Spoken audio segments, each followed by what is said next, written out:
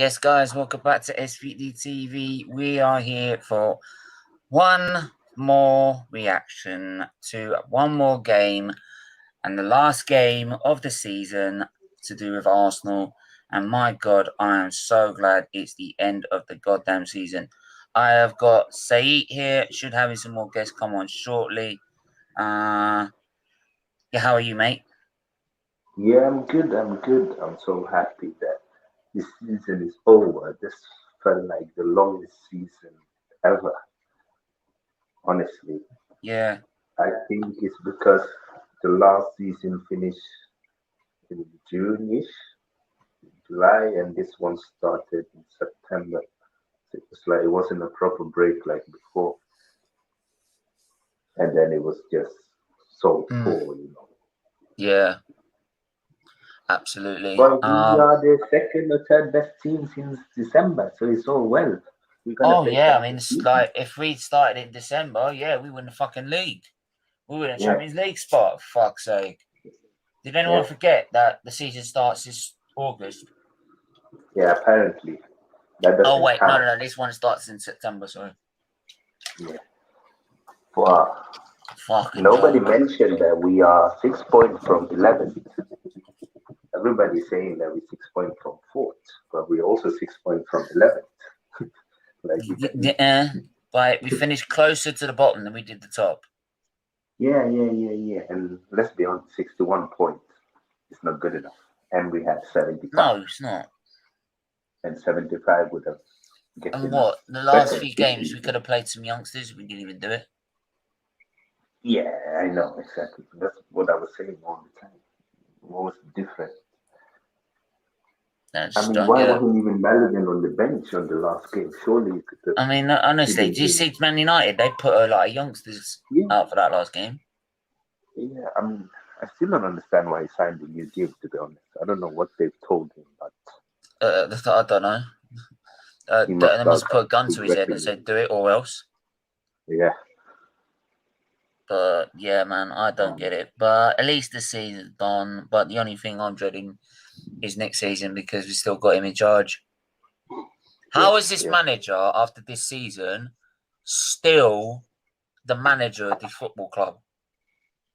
How has he got away with this? Can someone tell me how has he got away with how he's performed this season?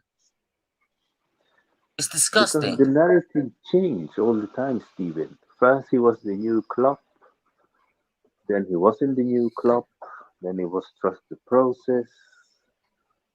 Then now well, it's new Pep, then it was new Klopp, then it's what? Then he broken Klopp, and now he can't win against Klopp, who he apparently broken. I don't get it. There's no consistency in the way fans are judging Arteta. There's always an excuse, but nobody wants to face reality. Reality is we finished 8th again without a trophy. How that is a process, I don't understand. I mean, at least last year we had the FA Cup. So how is it the process to finish in the same position, not winning anything, even though you've spent money on Partey, on Gabriel, you got Willian, you had Saka and Smith Rowe, who's 1 year older. You had Pepe, who had 1 more year in the league. I don't understand. I don't. I don't get it. Yeah. I don't get it. That's all. Give me 2 minutes. I'm gonna be mute on 2 minutes. Gotta sort something out. Yeah. Yeah. I mean, I don't get it at all. How is it? This manager has managed to stay in. I don't know, but someone hopefully can explain to me. Hopefully we get all Arsenal fans on. Can have sort of a major debate, maybe a little bit. I don't want to debate too long because I ain't got all night because I've got stuff to do tomorrow morning, so I don't really be staying up too late. But yeah, get your comments in, get your questions in, get your thoughts in, please. Do smash that like button, do smash that subscribe button.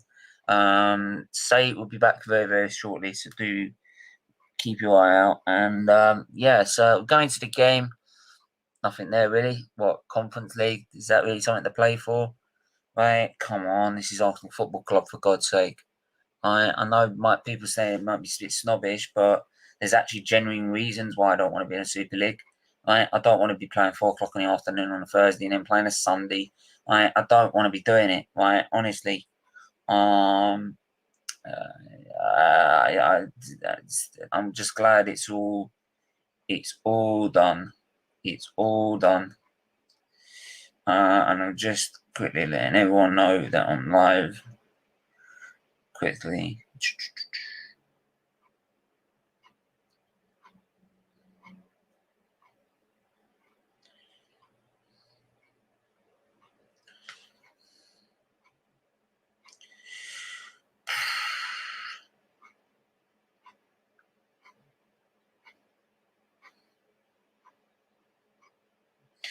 Yeah, so you get your thoughts in, get your questions in and your comments in.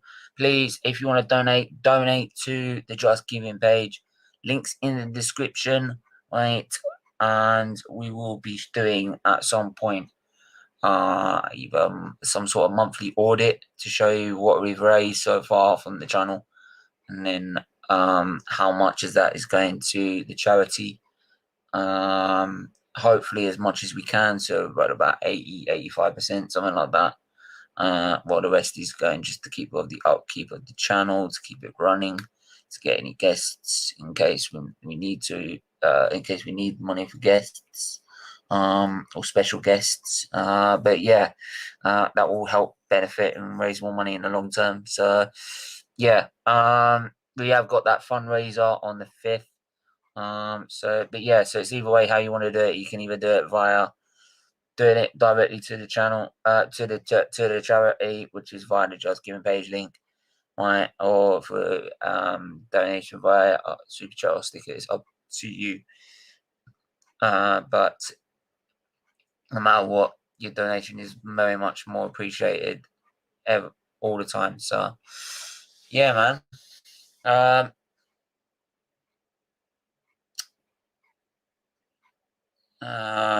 I that game was just the same as always. It was just very passive at the start. It was it wasn't really filled with opportunities. There were a couple of opportunities in the first half, but weren't massive ones. It weren't until the second half where I say we didn't. We say we stepped it up, but we didn't really do that. To be honest, Pepe more stepped up his game. Pepe ran that show in the second half. It was very much a second half performance from him that really sort of got us to where we wanted to be. Obviously, there were protests outside the stadium.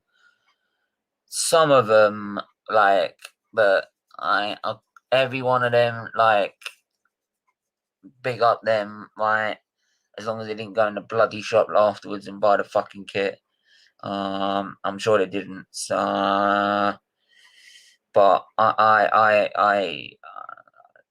what do you want me to say, man? I mean, how can these owners be here? Josh Kroenke was there. Like you fucking care. That's a PR stunt. PR stunt. Josh Kroenke is there. Right? It's a fucking PR stunt. Right?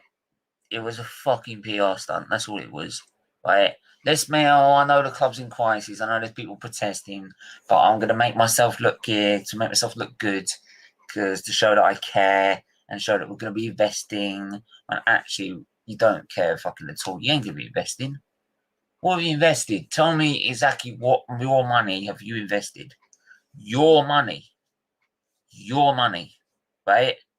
Every other owner has taken their money and spent it on their club.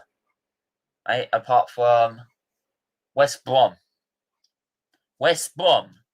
Every team in this fucking league, including Sheffield United, had spent more than Arsenal. Their owners have spent more than Arsenal's owners on their club this season than fucking Arsenal. We just spent what we fucking earned from Arsenal. We haven't spent any owners' money. 20 million. 20 million. Right, we got 20 million for the party deal, did we? Oh, what? So we're supposed to go, oh, wow, yay, thank you. Yippee shit, right? 20 million. Can someone explain to me how that justifies the last 17 years? 20 million in what? Since 2006, 2007? So that means what? How long? I don't know. I don't really care. It's not good enough. We've got. Should Saeed be back on? I don't know. Is it back on? Saeed? Yes, Yes, I'm back. mate. How are you? Yes, you're back. Yeah, I was just mentioning about like the fact we've only spent 20 million since 2006, 2007. As the owners have only spent 20 million pound. yeah, but everybody thinks that they bought Pepe and Partey. I don't know why. No, they didn't. It's just what the money we've Yeah, made. I know. Yeah, Because it's all exactly. That's what installments of money we've made I throughout the tell year. people. Like, do you forget that Arsenal Football Club have made a lot of money? We Of used to course they make profit do. every year, I get a bit of but I've got a bit of echo, don't I? it's just PR. And then I've noticed that Arteta is leading that PR now. He's the one who sends the message to the fans that the Absolutely. owners are investing and that they are backing him, and you know, and that's the problem that I have with Mikel is that I don't like what he does on the field, but I hate what he does off the field because that's even more damaging. Because here's Yeah, the you're thing: backing it let's up. not forget that his work under Man City's owners, Sheikh Mansour, he knows how a Yeah, proper owner is, and that's why it annoys me that he accepts this mediocrity. Because here's the thing: he's the chosen one to see how much money they spend. If you guys are serious, if you want to be a serious club, you have to spend money and you have to have a proper structure in the club. But he's silent. He just backs them. yeah, absolutely. And it's so I annoying. mean, what do you want me to say? I What do you want me to say? can't stand. I'm sorry. I just can't stand Arteta. Honestly, like he just screams mediocrity.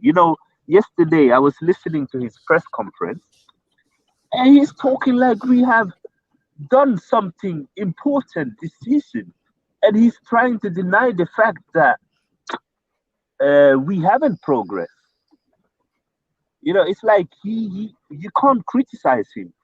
I would have given him so much respect if he said that, what, this season has been a big failure. I We know it's didn't all on meet my our fault. task in any cups. We didn't meet our task in the league, and it's not good enough. And it's on me, and it's on the players. I would have been like, finally he gets it. Let's see what he's gonna do. But he doesn't get it. And that's why I don't want him here. Yeah. I don't want a manager that Oh, you're breaking up, mate. You're breaking up, mate. Can't hear you. You're breaking up. You're breaking up, mate. Hello? Yeah? You broke up there a bit. Yeah, sorry. I was just ranting and saying that, if you can't admit your wrongings, how can you rectify them and be better? If you don't see that you are doing things wrongly, how can you improve? You can't. This is the end of You it. can't.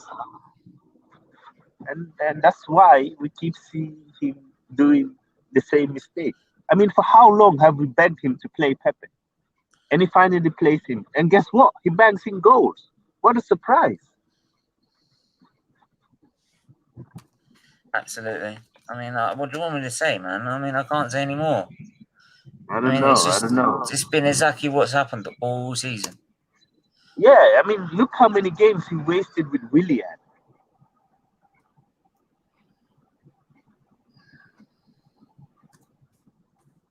Yeah, I mean, how many wastes?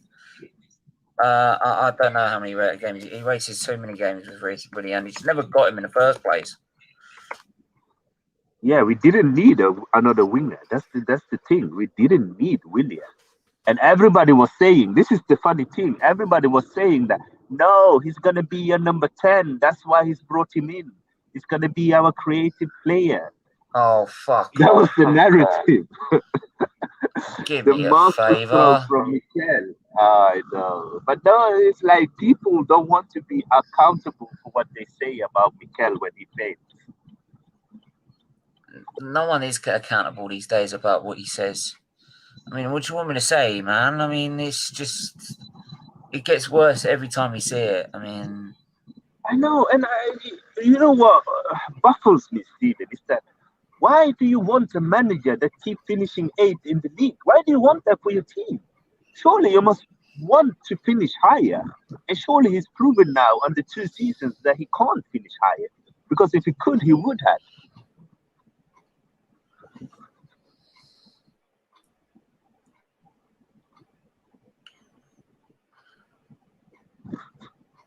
I don't understand. It's like you we could get relegated but win the last 10 games, and everybody would be like, yeah, but he's number 1 in form in the last 10 games, so give him another chance.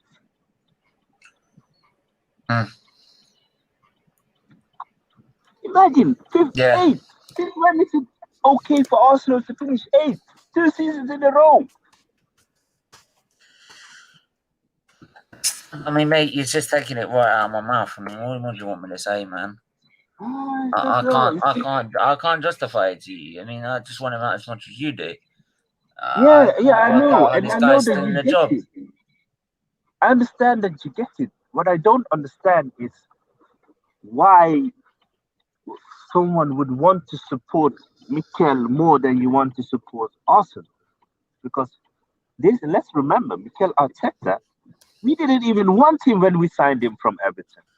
He was supposed to come in and take over from Cesc Fabregas, the number 10. Yeah. But because he wasn't creative enough, he became a DM. That should tell you all about who Mikel is. And that's why we play so He's a number 2. poorly. He's not a number 1. Never was. No, he's not. He's not. He really isn't. Like, we wanted to keep Cesc. We didn't want to buy him. No. I mean, I'm just busy trying to send a link to every Arsenal fan I know to get their opinion on it. But I mean, about the game, what do you make of the game? I mean, it was a typical game. You know, the sun is out. There's nothing to play for. Well, we played the well. The sun wasn't out, mate. Trust me, it was fucking Oh, pissing it down. Yeah. It wasn't out, but tell the Conky out fans that. It's that period of the season when we are in May and everybody turns up. But big up Pepe, you know. He scored 2 wonderful goals. He's showing people what he's about. Nicolas Pepe is a goal-scoring midfielder. Arsenal lack goal scorers, but we don't play our goal scorers. No, we play side man. Yeah. So William has 1 goal. Nicolas Pepe and Joe Willock have 18 goals together in the Premier League. Why didn't they play more games? I don't get it. Has to be asked. But no one's going to answer these questions, are they? Listen, I love Bukayo Saka. But let's face it, I think he scored 6 goals. The manager overplayed him to the fact that he couldn't perform at his level because he wasn't in form. The guy is 19 years old. He shouldn't be starting every game for Arsenal Football Club. Yeah. Martinelli should have played more games. Pepe have shown now he should have played more games. Willock have shown he should have been given a chance. I mean, we're going to go into a bit more to this later on. It was a good game. Thursday, we're going to do a massive review of this. So I think it needs to be looked at. in much greater detail. And I will be contacting all the Arsenal fans I know about it and trying to get them on board with it. But just try and focus on today's game. I mean, we did big mid-table win, like only miss it. And this is the thing, we're getting bantered by. Well, I would say no. I'll say Man United fan. He's more like a Newport County fan, to be honest. Fucking hell, man. Honestly. The only good outcome is that we don't have to play. Yeah, I know, Mike. You already doing Newport County before you doing Man United, man. No. Fucking hell, man. Oh, we getting bantered by it. I don't even want to know, man. Anyway, congratulations to Spurs. Yes, well done, the Spurs. Give it to Spurs. Yeah, a round of applause Finally, to them. being punished for finishing above us. Yeah.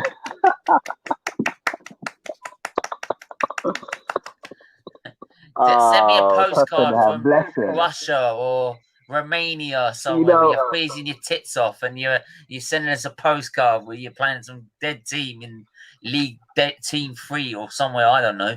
Right, Krasnodar somewhere, I don't know. Send me a postcard. Will we join a nice? You know what the funny thing is? The team that finished third in the group stage of Europa League will drop into this Conference League. That's how dead this league is. Oh my God.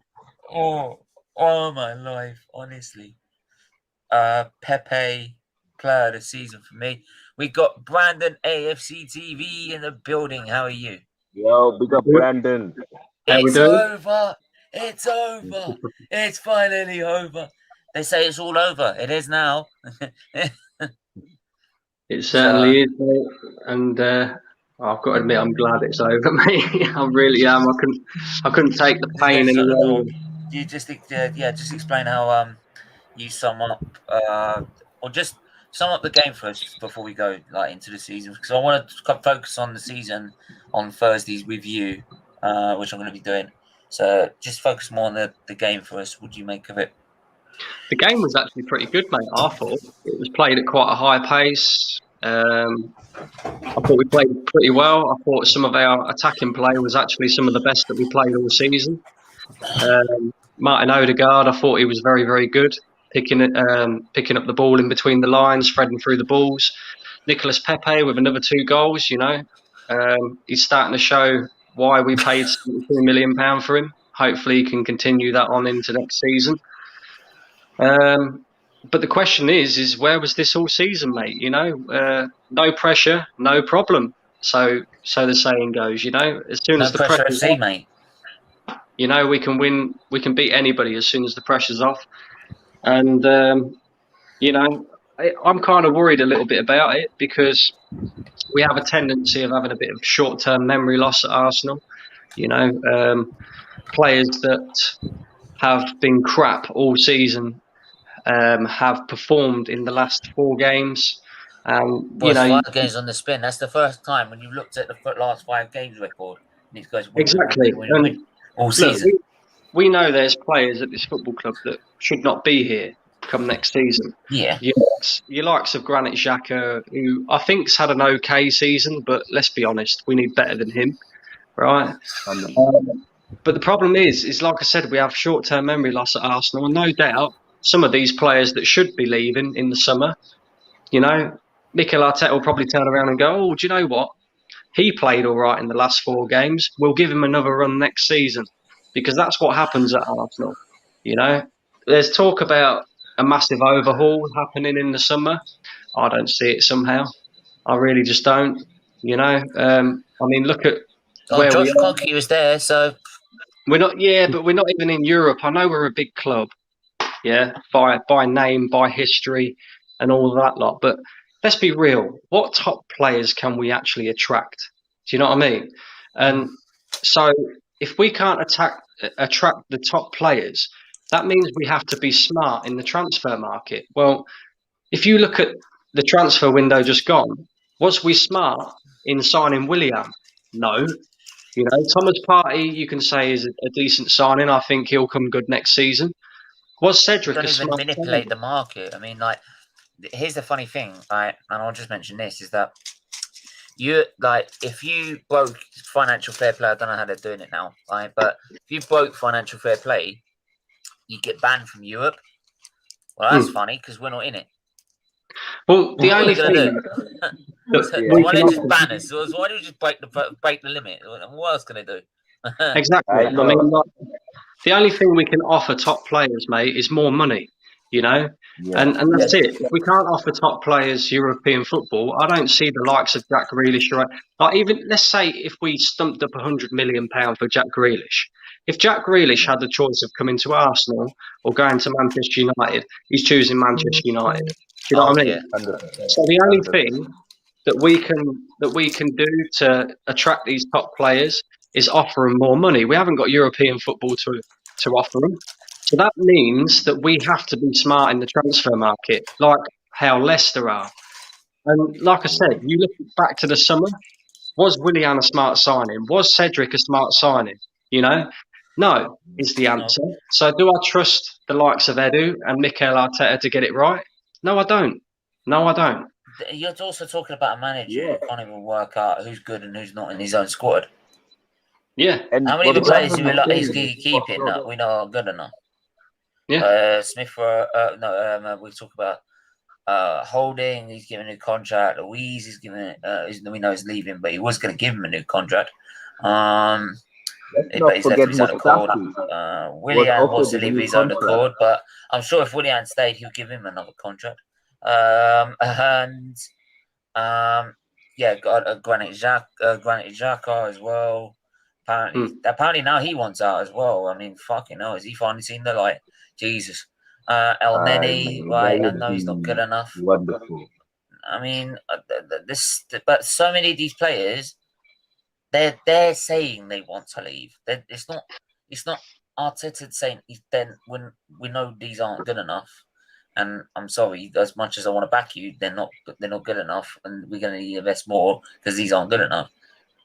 They already not they're coming out and saying they need to go. Yeah, So because they know he's not good enough. Because they have had better managers. They are not stupid. They can see that it's a lot of talk. I mean, look, why are we linked to someone like Ryan Bertrand? Didn't we learn from Cedric? Didn't we learn from David Luiz? Didn't we learn from William, Silvestre, Peter Cech? You know, we never learn. We keep doing the same mistake and we want another outcome. It doesn't work like that. Anyway, I mean, someone has to be accountable for Arsenal. And who's leading this ship of Arsenal? Who's the leader? Even if we sack Arteta, if we sack Edu, who's leading Arsenal? This is the problem that I have, right? I've been Arteta out ever since we played Leeds and Nicolas Pepe got sent off. That's how early I turned Arteta out because I see. Was that after the North London derby? Eh? Was that after the North London derby? The first one? Yeah. That was before that, mate. That was yeah, I was after. The 8th game of the season or something like that.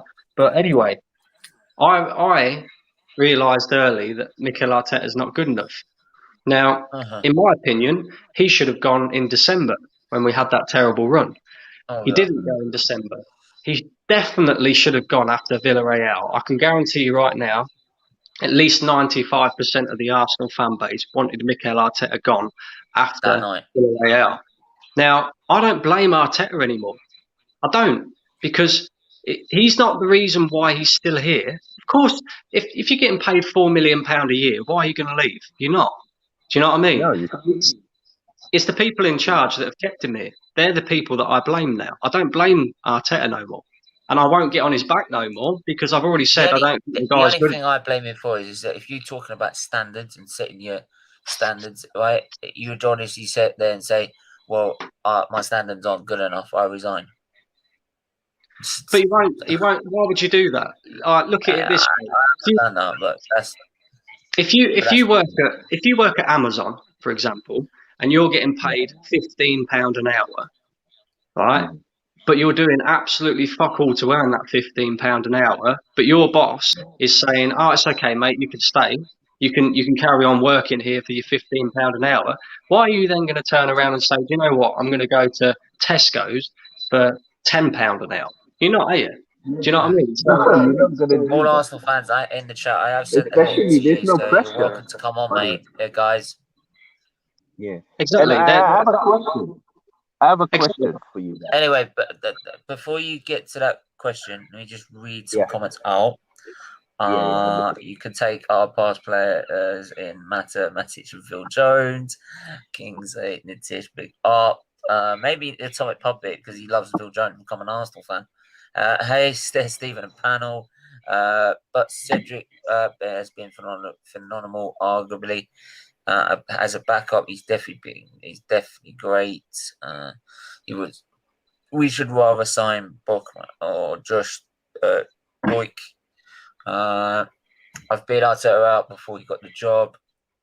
2 weeks before he got it, I predict this would happen, but wow, this is beyond horrendous. Arteta finished 8th last season. He had got 3 players in this season to improve the team. Just one question from you, say, before I go to Ntish, because Ntish has been patiently waiting to have his say. So go on. Yeah, I was gonna say, if we look at the bigger picture at Arsenal,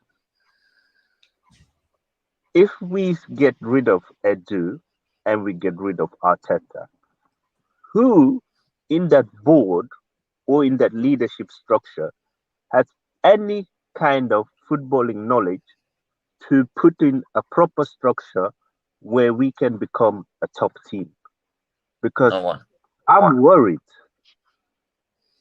Because I've now realized that if we had a proper footballing people at Arsenal, number one, Arteta would never have been the manager. Number two, if that person came in after Arteta, he would have been sacked now. Because anyone with proper footballing knowledge would see that it's not working. Football is a business based on results. There is no result. You go from 8 with a trophy to 8 without a trophy. It's not a progress. So my question is, do we need to get in these football people first and then sack the manager? Or should we sack the manager first and then get them in? Yeah. So before you go, Natish, give us your thoughts on the game first, mate. Oh, I am enjoying this. I am enjoying people ranting against Arteta where he's going nowhere. So I don't mind listening to this all day long. But I think I enjoyed the Brighton game more. It only proved that we should have probably played better a bit earlier. Our manager, by the way, we don't enjoy it. We'd rather not. So we'd rather play well. Yeah, but I get it. But like people saying, why Willian, which was obvious, why Willian over Coutinho? There were only 2 options, and if we sell him and make money out of the deal, obviously that was the better deal to have, even though it didn't work out for us. It's understandable. Some deals don't work out. Cedric, selected for the Portuguese side for the Euros. Again, that player has potential. A good signing in my opinion, because we need more backup players in the squad as well. He's versatile as well, left back, right back. He can play both when needed. And we are not going to sell all our players in one go, because our club doesn't sign that many players. And just a thing to touch on with respect to the fact that you're saying that Edu and these guys have no experience. Wenger, Gazidis, and all these guys, they signed Granit Xhaka over N'Golo Kante. I don't need to speak more about what experience they had and what they did with the club. But anyways, overall, with respect to Arsenal versus Brighton, I think we did what we had to do. We were going to go in that game as favorites because we were at the Emirates as well, and it was our last game. And we are the team in form. If you've seen Arteta, probably, as I mentioned, that post maybe as a contender for the manager of the month for this last month. So I think overall we did what we had to do. But yeah, like my friend Relentless was gassing up Pepe on Twitter that he's a baller. I don't think he's a baller. He's just stepped up when it doesn't matter anymore. Like he had to do it in that Europa League second leg semi-final. He didn't do it then. He had to do it right across the season. In that, as Brandon mentioned, that Leeds game, when he was given the opportunity initially in the season, he got himself sent off and was banned for 3 matches. That was the time when he had to step up. If he had probably stepped up at that point of time, we would have been challenging maybe for maybe a top 4 or a top 6 finish at least. So these players play well without any pressure. When there is pressure put on them, they crumble like, you can say, a pack of cards. And next season, if they start off well, I can still see that we can challenge for maybe a top 4 and finish in the top 6.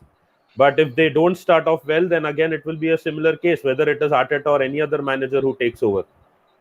Hang on, all those players you just mentioned also played in the FA Cup final.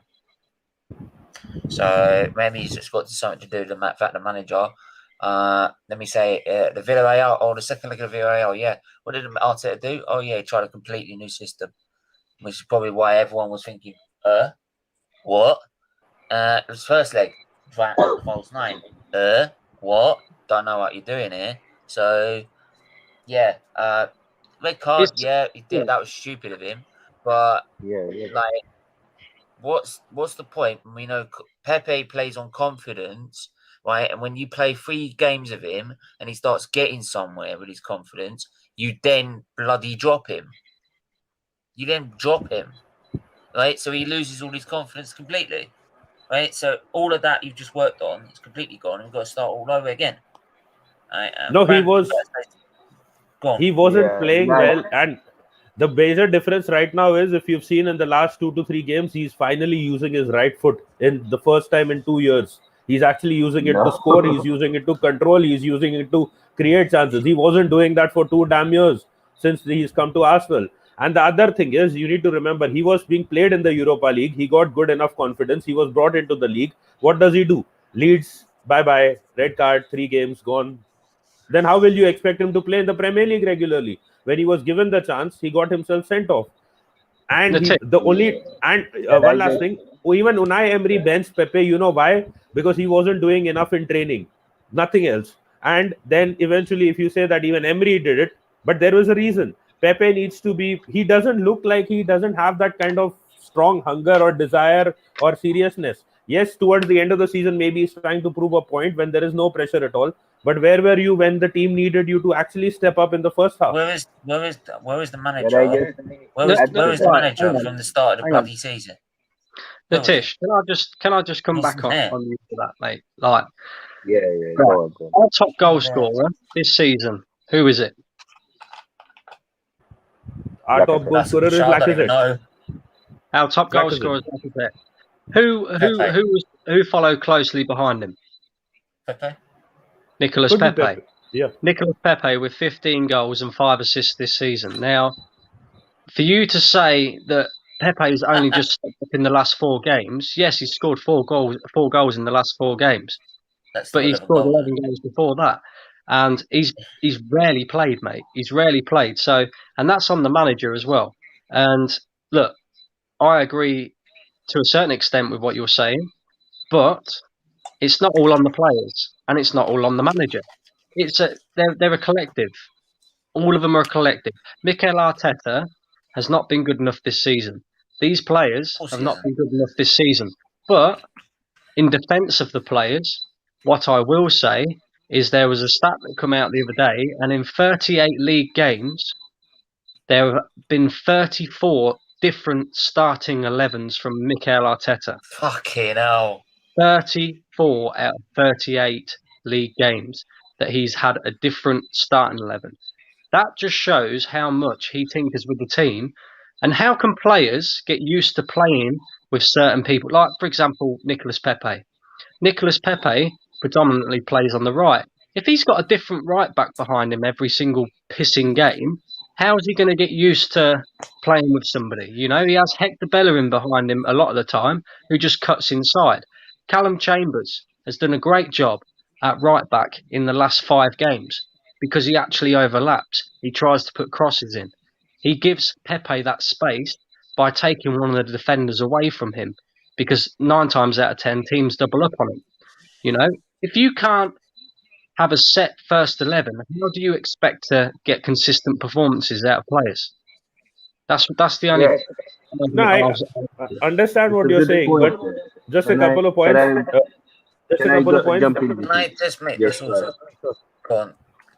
I'll ask. Go I on, say think it, and then I'll go.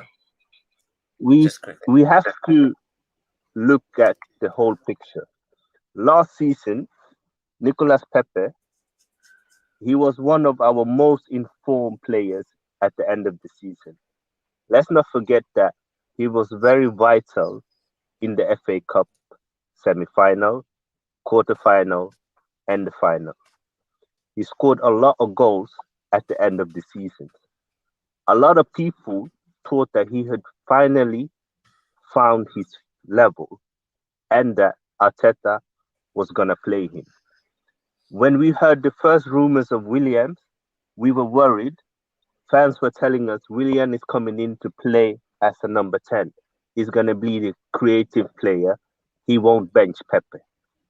The season starts, and for no reason, Pepe starts on the bench. Against Sheffield United, Nicolas Pepe comes in, scores a banger, saves the day, benched again. And you can see that trend for Nicolas Pepe. You can see that trend for Alexander Lacazette. He also started the first 3 games, scored in the first 3 games in a row, was benched for 2 games, and then was thrown in again. And this is the issue. When a player is in form, you play him until he's out of form. Then you rest him for a couple of games, and then you give him confidence again. But Pepe hasn't been given that platform at Arsenal. That's the truth. The opportunities that was given to Willian, even though he was dropping 0 out of 10 for probably 10, 12 games in a row, it was disgusting to see. And we almost got into that relegation zone because of this manager's stubbornness. And number 2, I didn't say anything about experience. I just mentioned footballing people that could come into Arsenal and put in structure in there. We all know that Wenger, his period was expired. He was no longer in the modern era of football. But even Wenger's worse. I can't remember. Has Wenger ever had less than 70 points in the league? I don't think so. I think the last season was 28-17. Was the worst, wasn't it? 2017-18. Yeah, and we are 61 points, and he's talking about the progress. We have more points than last year. I mean, it's ridiculous. But yeah, go on, Nitish. Yeah, the first thing is with respect to Willian, when he did not perform in like 5 or 6 games after the Fulham game, Pepe was being played in the Europa League in that season. And he was brought in and he was given the chance to start. And one more thing, even at the start of the season, Pepe was brought in as a substitute. Like it's the start of a new season. You see what you have signed and you try to play them. It's not as if he wasn't played. He was played as a substitute at times. He was brought into the first team. He was played in the Europa League games and he was scoring. Then when he was brought into the Premier League side, as I said, when he started a game, when there was this talk that Pepe had commented that I am not getting games or I'm not starting, he had made a comment publicly. He was started because he wanted to prove a point. Arteta felt obviously, okay, this guy has the hunger. He's telling me that I want to start games. He brought him in. And what happens in that game that he started? He got himself sent off. Again, for 3 more games, he was gone and Willian had to be played. Now, let me just give you the numbers with respect to Pepe. He's played 29 games. And if you take out the last 2 games, that makes 27 games. He has a total of 10 goals, which means he has in 27 games, he has 6 goals for the entire season. The other 6 have come in the Europa League in his 13 games that he has played. So in 27 games, Pepe had 6 goals. And in the last 2 games, he has the 4. So that by no means is the standard of a top player. It is, yes, of a good player. I'm not denying that it's not a good player. But he needed to perform when he was given the other 27 games and he needed to score. And I understand the point about the changing right back with situation. When we started off the season, Chambers was not fit. He was injured. Cedric was not fit. Cedric was in and out of the team because of his fitness issues, and Bellerin was the only guy, and we didn't know whether he was going to stay, he was going to leave, but he was the fit right back, and that is why he started. When Arteta has realized that Bellerin is not going to stay anymore, we are going to get rid of him, he has started playing Chambers as his first choice right back. And yes, the results are evident, but when Chambers is not fit enough to start, he was injured for like say around 2 or 3 months. How do you expect him to be playing? Okay, Natish. Why is Suarez the fourth choice fucking right back when he bought him in the first place? Right. Two, right. Someone put Bationa, right? That's all I want to put Bationa, and I don't want to get to the owner just yet, but I will just mention this about the owner, right? People saying we shouldn't expect them to put their hands in their. Some people saying that we shouldn't expect them to put their hands in their pockets and get them to spend our money, their money. Okay, so why is it out of all the Premier League clubs this season, West Brom are the only club to have their owner spend less money than us? They have spent 20 million in 15 years. That is shambolic. It's not acceptable. And you wonder why we are at the levels we are. And plus, I just looked at the tables. Wenger finished with 63 points in his season. What did he do? He got sacked. What happened with Arteta? He finishes with 61. He stays in the job. Someone can please explain this to me, how a guy with pretty much no affiliation to the club gets to stay at this club, right? While the legend that is Wenger, that we like to think he's a legend, right, gets booted out. He basically got told to get sacked. You either do it in a nice way or the hard way. So you tell me, how is that acceptable? How is that acceptable for Arsenal Football Club? Also to be 8th, 6 points away from 11th, and closer to the bottom than top. Just before anybody answers that, Natish, them stats that you just read out about Pepe, can you just read them out again for me?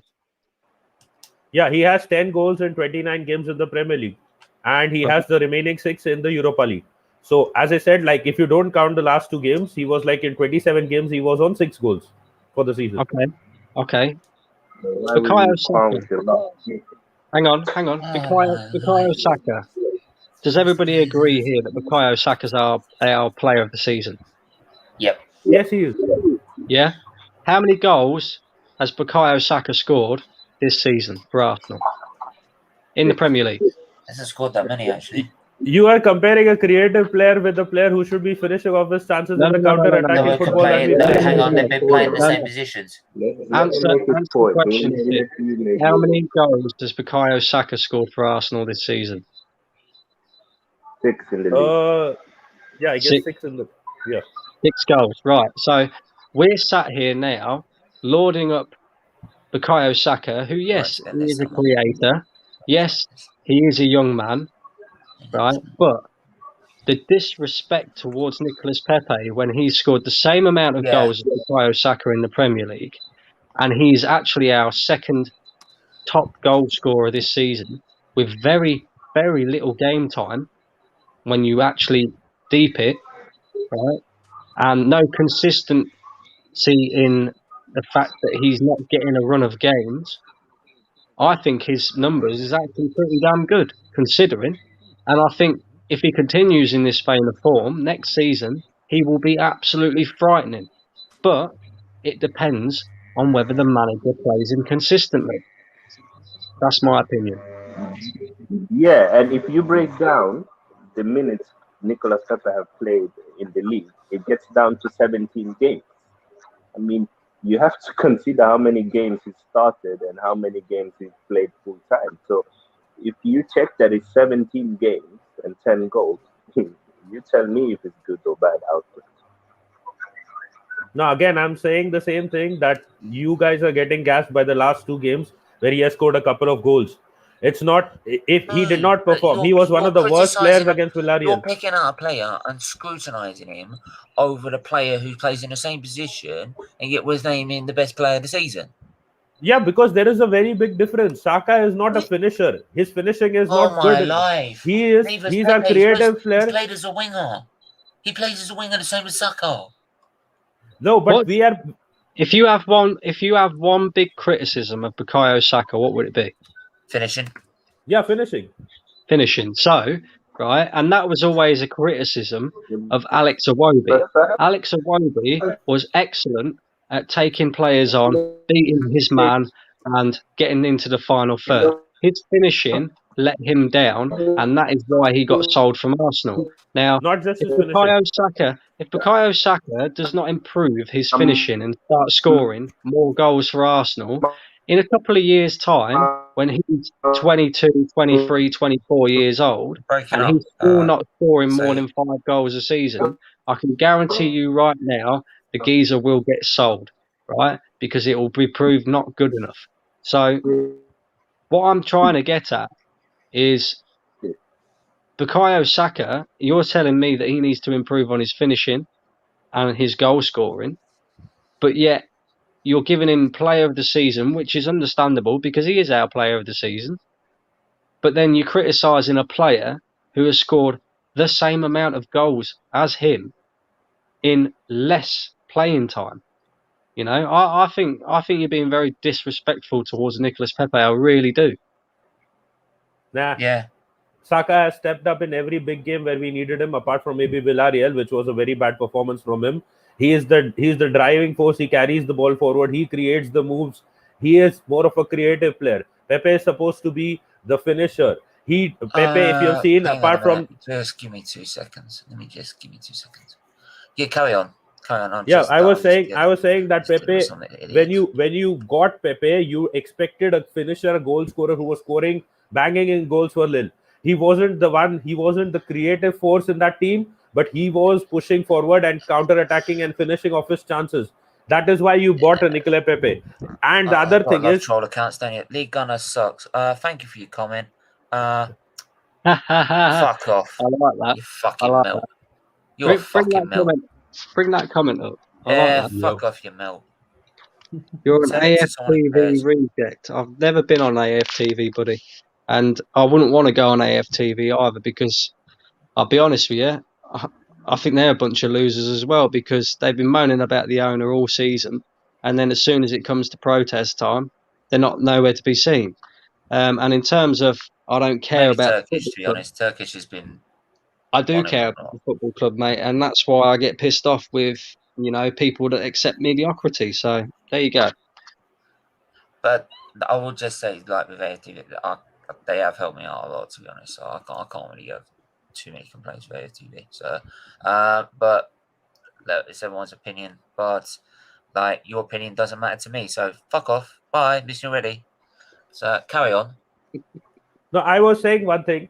So now, as Pepe has ended the season again strongly, like last season, now we don't know what happens behind the scenes. Now, with respect to him, we don't know exactly why Emery dropped him. The only statement that Emery made was that he wasn't doing enough in training. Now, I don't know what is the reason that he does not get picked ahead of a Willian at the start of a new season. Because if I am Pepe and I finished the previous season strongly, I should be the player in form. I should be all up for a new season. And then I should be the one who should be starting. But if there is something that is going on, again, as I said, in training, where he's not producing enough, or at the start of the season, he takes things casually or whatever it is, and he's not doing enough, he will obviously be dropped. No one questioned Emery when he said that this guy's not doing enough in training, and that is why I'm dropping him. So I think it is more to do with respect to the player as well. And if he can produce that throughout the season, I don't think anyone would be questioning him. The fact that he's playing and performing well, or like at another level, that some people are calling him a baller now in games that are already gone. The season is over. Oh, if you can't see the talent there, man, come on. No, I'm not saying I can't see the talent. I'm saying he's only performing when it's already over. It's already all said and done. Same thing I say with Joe Willock as well. If he has a manager that knows how to use him, then maybe he'll actually play him. When he's actually, do you know what I've noticed? Right? When we've actually played these last 5 games, Arteta's actually been playing to his strengths, right? Which he hasn't been doing all bloody season. That's the thing. I think no manager, even Emery did. This is why Emery got sacked. He did play to his strengths, right? You play the ball in front of him, let him run onto the ball. You don't ever play the ball to him. He wants to run onto the ball and then take players on, right? As soon as you do that, he's a massive headache for anyone. He is an awful player to play against. Right? I think it's more to do with Chambers. It's more to do with Chambers, not just him. Chambers coming back and becoming a first. It's not just that. It isn't just that. Well, it can't. I don't disagree with you, Natish, but I do at the same time, if that makes sense. I get what you're saying. I agree as well. I think because Callum Chambers is overlapping, he's taking a defender away from Pepe, which helps Pepe to create a bit more space and, jink past a few people and get a shot on goal. Which, when he's playing with Hector Bellerin never overlaps. So it's difficult for Pepe to create that space for himself. So I get where you're coming from with that. But one thing I will say is this manager, when he very, very, very, very first came in at Arsenal, I remember very, very well one of his press conferences. His first 5 press conferences were excellent. I loved listening to what this guy had to say. And the first thing that he said was he was going to play players based on merit. Now, I don't give a fuck what players do in the training. I really don't care. As long as they're performing on the pitch, it does not matter to me, So all of this about, if they're not performing in training, they shouldn't play. No. If they're performing on the pitch and getting the 3 points week in, week out, I don't care what they do in training. I don't care what they do outside of the football. If Hector Bellerin likes his fashion, if he was performing on the football pitch, nobody'd give a shit about him wanting to wear women's clothes and look like a fanny all the time. I don't know. Do you know what? Right? Do you know what? Sorry, it's like I'll put this in perspective, right? I remember I'm gonna put this in a different context, right? I'll put this in I like doing it in an F1 context. Everyone was slating Hamilton. Everyone's slated. If I had to get rid of one, I have to get rid of another one. Don't worry, guys. I'll do it. I love taking the personal pleasure. Just quickly, I didn't want Don Carlo. That's who Lee wanted. I didn't want Don Carlo at all. I wanted Rafa.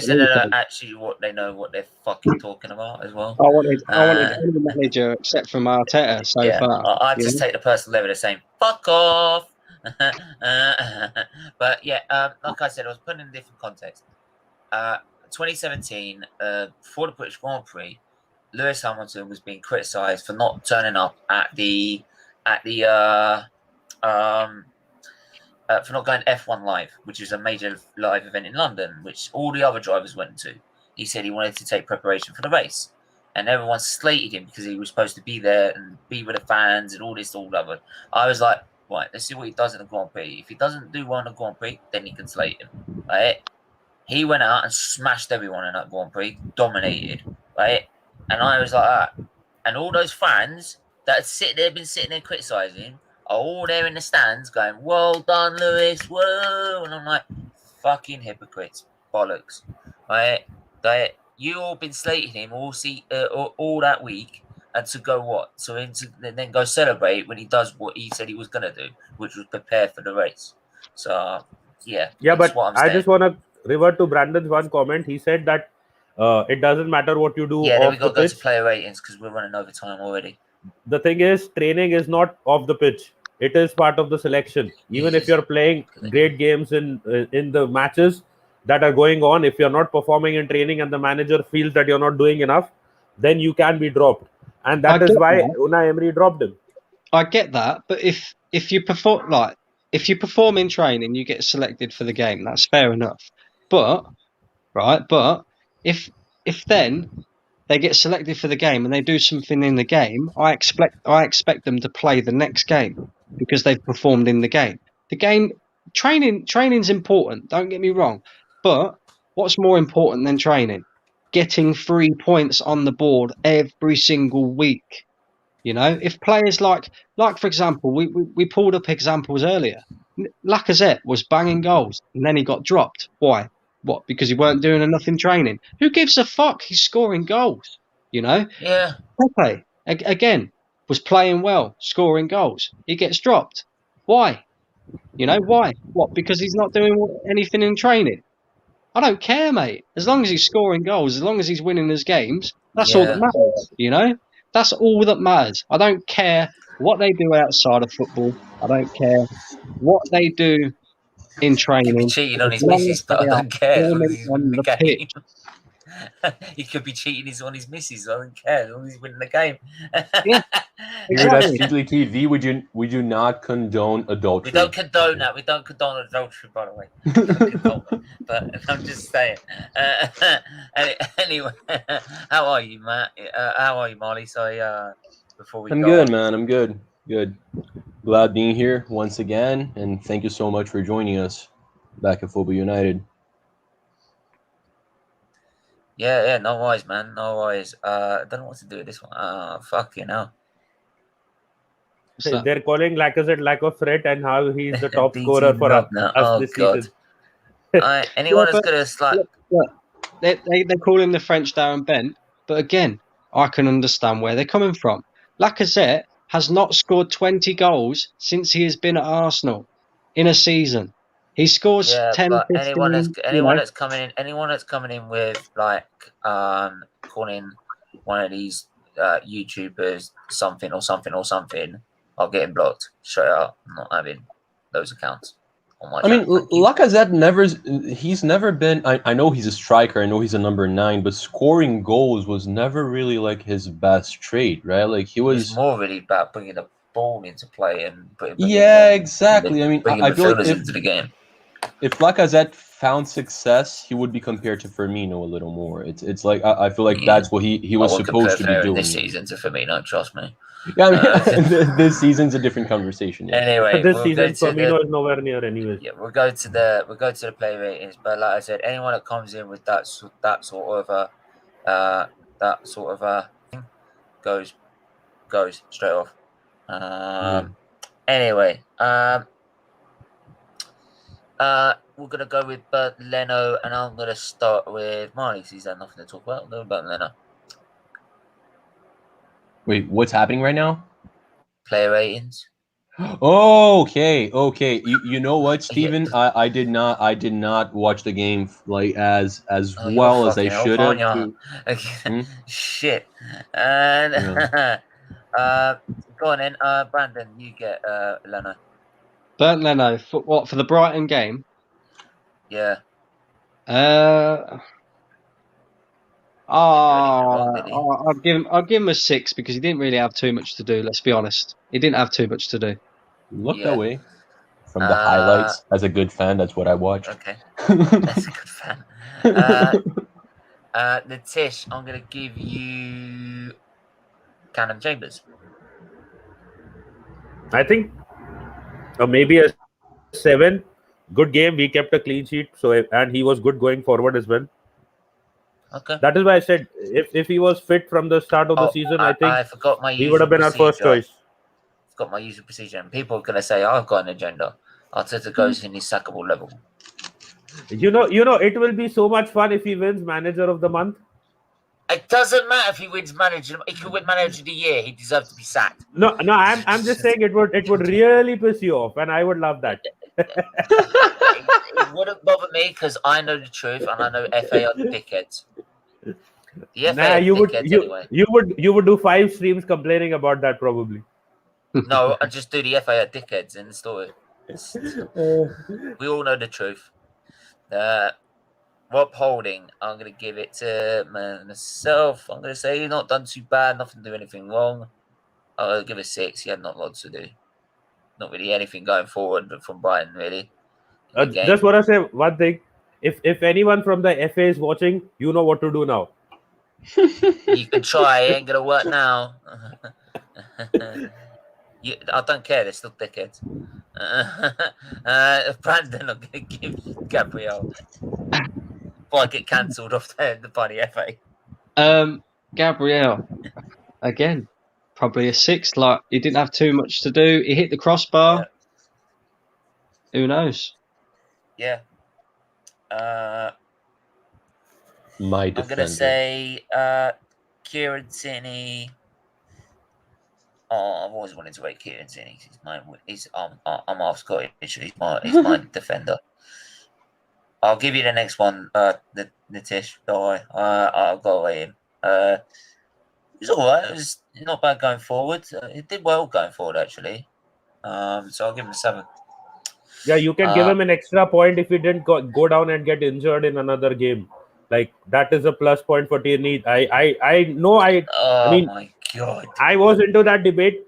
I was into that debate. Injured now, for God's sake. No, I'm not blaming him. I'm saying he gets injured every season. 30% of the games he misses. Why can't Arteta ever get injured? Maybe give the when a lot of people, give the assistant manager a chance. when a lot of people were saying that Tierney should be our captain, I was saying he needs to first work on that record that around 30 to 35% games he misses every season. How can you have a backup? No, I get that, but how can you make a player a captain who's not going to be around for maybe some crucial games when you need him? Yeah. And that is what is going to happen every season. If you want me to tell you a joke from Twitter, which is kind of getting a bit R-rated, then I can tell you about Tierney. No, but that's why teams have more than one captain. We'll save it for later. Partey, Nitish. I think he has done his job. Like before, there were a lot of complaints about him giving cheap fouls and all, poor decision making with respect to bringing players down towards the Arsenal box. So yeah. I think this game he was good. So I would give him. There's no 6.5, so I would probably give him a 7 as well. I am rating these players high because they have made a lot of mistakes in some of the previous games. And we were like looking at Thomas Partey and what the hell is he doing? But I think he's finally now picking up and he's finally getting used to the kind of the pace of the league. And one thing I'll say, this time he didn't take shoots and shots that went into the stands of the Emirates. So I think I'm happy about that. Yeah, well, okay. Brandon, Granit Xhaka. Granit Xhaka. Just this game. Could you give me that one? Why can't you do it? Yeah, I think he did okay. Like, I didn't really notice him too much. I think most of it was like through Thomas Partey. I think Thomas Partey had a few good shots, which, like Nitish said, makes a change for him not hitting it in Rose Head. I'll give Granit Xhaka a 6 as well. Okay, that's very generous. We're gonna go to Emil Smith Rowe, and I'm gonna give Smith Rowe a. He did all right. He wasn't. It was good. He wasn't lively like he has been, but I think he's like with Saka. He's been very tired for the rest of the last game. So I'd say a 7. He did okay. He was good. I'm being generous. Odegaard. I'll go to Nitish. Before that, just look at the comments now. It's getting funny. These idiots have no go. What's happening with the comments? Let me just read it. Oh, here we go. These guys have no luck. Anyone that does this, please get rid of these fuckers. Right. No, the funny thing is they can't use their own name and give their opinions out. They have to use someone else's name. Yeah, because they're dickheads and I don't know what they're doing. Mate, I love that. I know Static. I know Trust You Keep Static. Him here. So keep him here. I like that. Keep him here. Yeah. Nah, it's too late now. Fuck him. Yeah, we can always ignore and have a laugh. I think that is what the best thing is. Stop slating the players and support the club. You fake fans go down the lane. Have you been not listening, you fucking idiot? Right? He's been slating the manager. and I'll just give you. It's the Tish. It's the one who's trying to talk here. That's been slating the players. No, Brandon, AFC TV, the Melt, lol. I will tell you one secret that no one knows. Steven is secretly Look, Arteta he's in, and he's going to turn described around himself, next season. Mugs. He's described himself. Oh. Steven, we all know you are secretly Arteta in, and you're going to turn around next season. No. I've always felt that way as well. Matt Marley, careful. Right? But yeah, Odegaard was man of the match, and I think he gets maybe an 8.5 to 9 for this game. Now I am waiting for fans to say he's just trying to be re-signed by Arsenal. That is why he's performing so well in the last 2 games as well. Well, Odegaard, but whatever it is, that through ball in the last game against Crystal Palace, like that cross, I mean to say, where he found Martinelli, was brilliant. And this game was another top performance. What are you going to say with Odegaard then? I said 9 and sign him. 8.5 isn't there, so 9 and sign him. Natish, when you say sign him, would you actually buy him? Would you actually buy him? Whatever is available. If loan is available, the better. If loan isn't available, I would buy him, because one of the things is that he doesn't have too many competitors for him. And I think personally that his ceiling is also high. He's not a regular goal scorer, but yes, he's a good creative player. So I think that is something that we need. Like the same thing with that, going back to the Pepe and Saka debate. Saka is a creator. We need more creative players as well. And some of them have to be proper clinical finishers. So we need Odegaard as a creator. He may not be the most clinical finisher. He can give us a few goals, maybe 5 to 10 in a season. But we need those assists coming in. That is why when we are looking at Buendia as well, more than just his goals, even though he does a bit of both, we are also looking for those 10-15 assists in a season from him. So that the likes of maybe say Pepe, or maybe whoever comes in as a striker, even if Lacazette is playing or Aubameyang is playing, those guys can get clear chances to score. That is what we are expecting from our cam, which we are looking to sign. Wow, okay. I just want to get the season over. I'm done with it. Let's start with Pepe, and I'm gonna give him to. I'll give you to Brandon. Go on. I would give him the same as Odegaard, mate, a 9. I actually said on my fan cam that I did on Lee's channel that I thought, like Natish said, any other day I would have given Nicolas Pepe man of the match because of his 2 goals. I thought he was very good. But I thought Odegaard was man of the match. I genuinely do. I thought he was excellent. I would have given him man of the match, to be honest, but it probably shows how much I was paying attention to the game. That's how I've been paying attention most. No, either one deserves the man of the match. If anyone says Pepe, it's okay. It's understandable because he scored the 2 goals. And he did a lot of work to score those goals as well. So not for the one where he scored with the right foot. I didn't watch the entire game because Chelsea versus Leicester was Chelsea and Leicester situation was too distracting. But I can say one thing, that even in the Palace game where he scored that first goal, Emil Smith-Rowe and Tierney were the ones I think who created the entire goal, and he just had to finish it off. I'm not saying that finishing it off is not important, but I think the other creative players around him did most of the work for those goals as well. Okay, I'm gonna make Aubameyang didn't notice him all game. You know what? I was really happy with Pepe's second goal because a Pepe doing well, like a Pepe going through a game. 4, you're being generous. 2. Okay. It was shocking. Where was he again? I don't know. Can someone dial up and say, did he get lost? It's starting to get worrying now because he's ghosting too many games, mate. And I just hope that it doesn't ruin his confidence for next season, because we need him back firing again next season. We really do. He doesn't look well. He needs to go and get some rest, man. He doesn't. I get the feeling the Arsenal fans now need to accept the fact he had three good seasons for us. Now it's time that his last 3 seasons are just going to be showing up one day of the season or 2 days of the season, and that's how it's going to be. So we shouldn't hesitate. Like Arteta shouldn't hesitate in dropping him. Actually, he focuses on his training and actually gets back to full fitness. See, if he comes back and starts, he hasn't got anything to. He's got a full summer. No, that is what I'm saying. If he starts scoring, that is great. If he gets back to form, that's great. But I think the Arsenal fans need to expect that after what he did for us the last 3 seasons, I think it's time that his form is gone now. It's also because of age and the pace that he's already lost. And if he does perform, then great. If he doesn't perform, anyways, we need to look forward and move on. Well, Sacco came on. Nitish.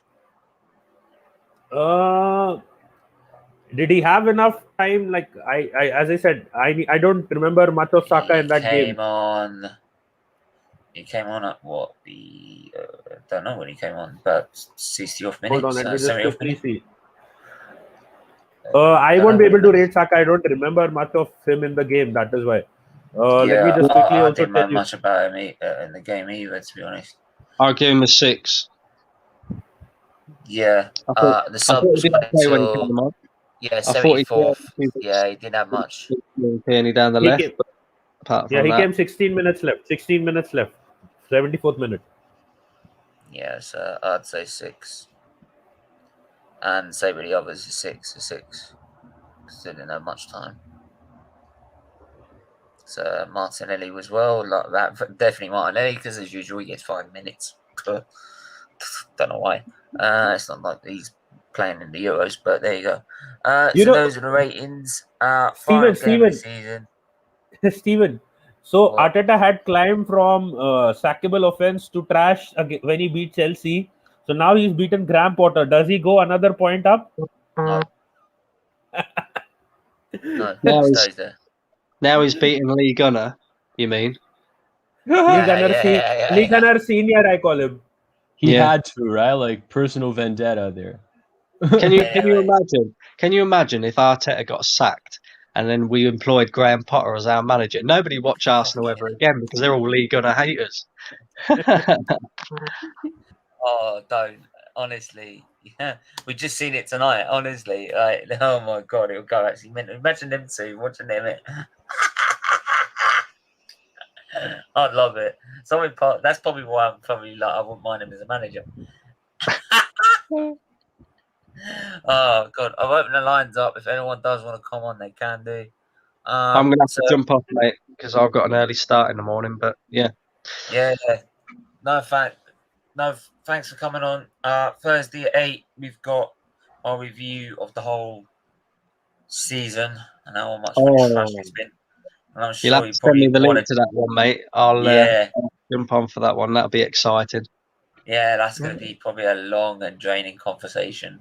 But yeah, definitely. I'll get you on for that. Do you want to shout out your channel first?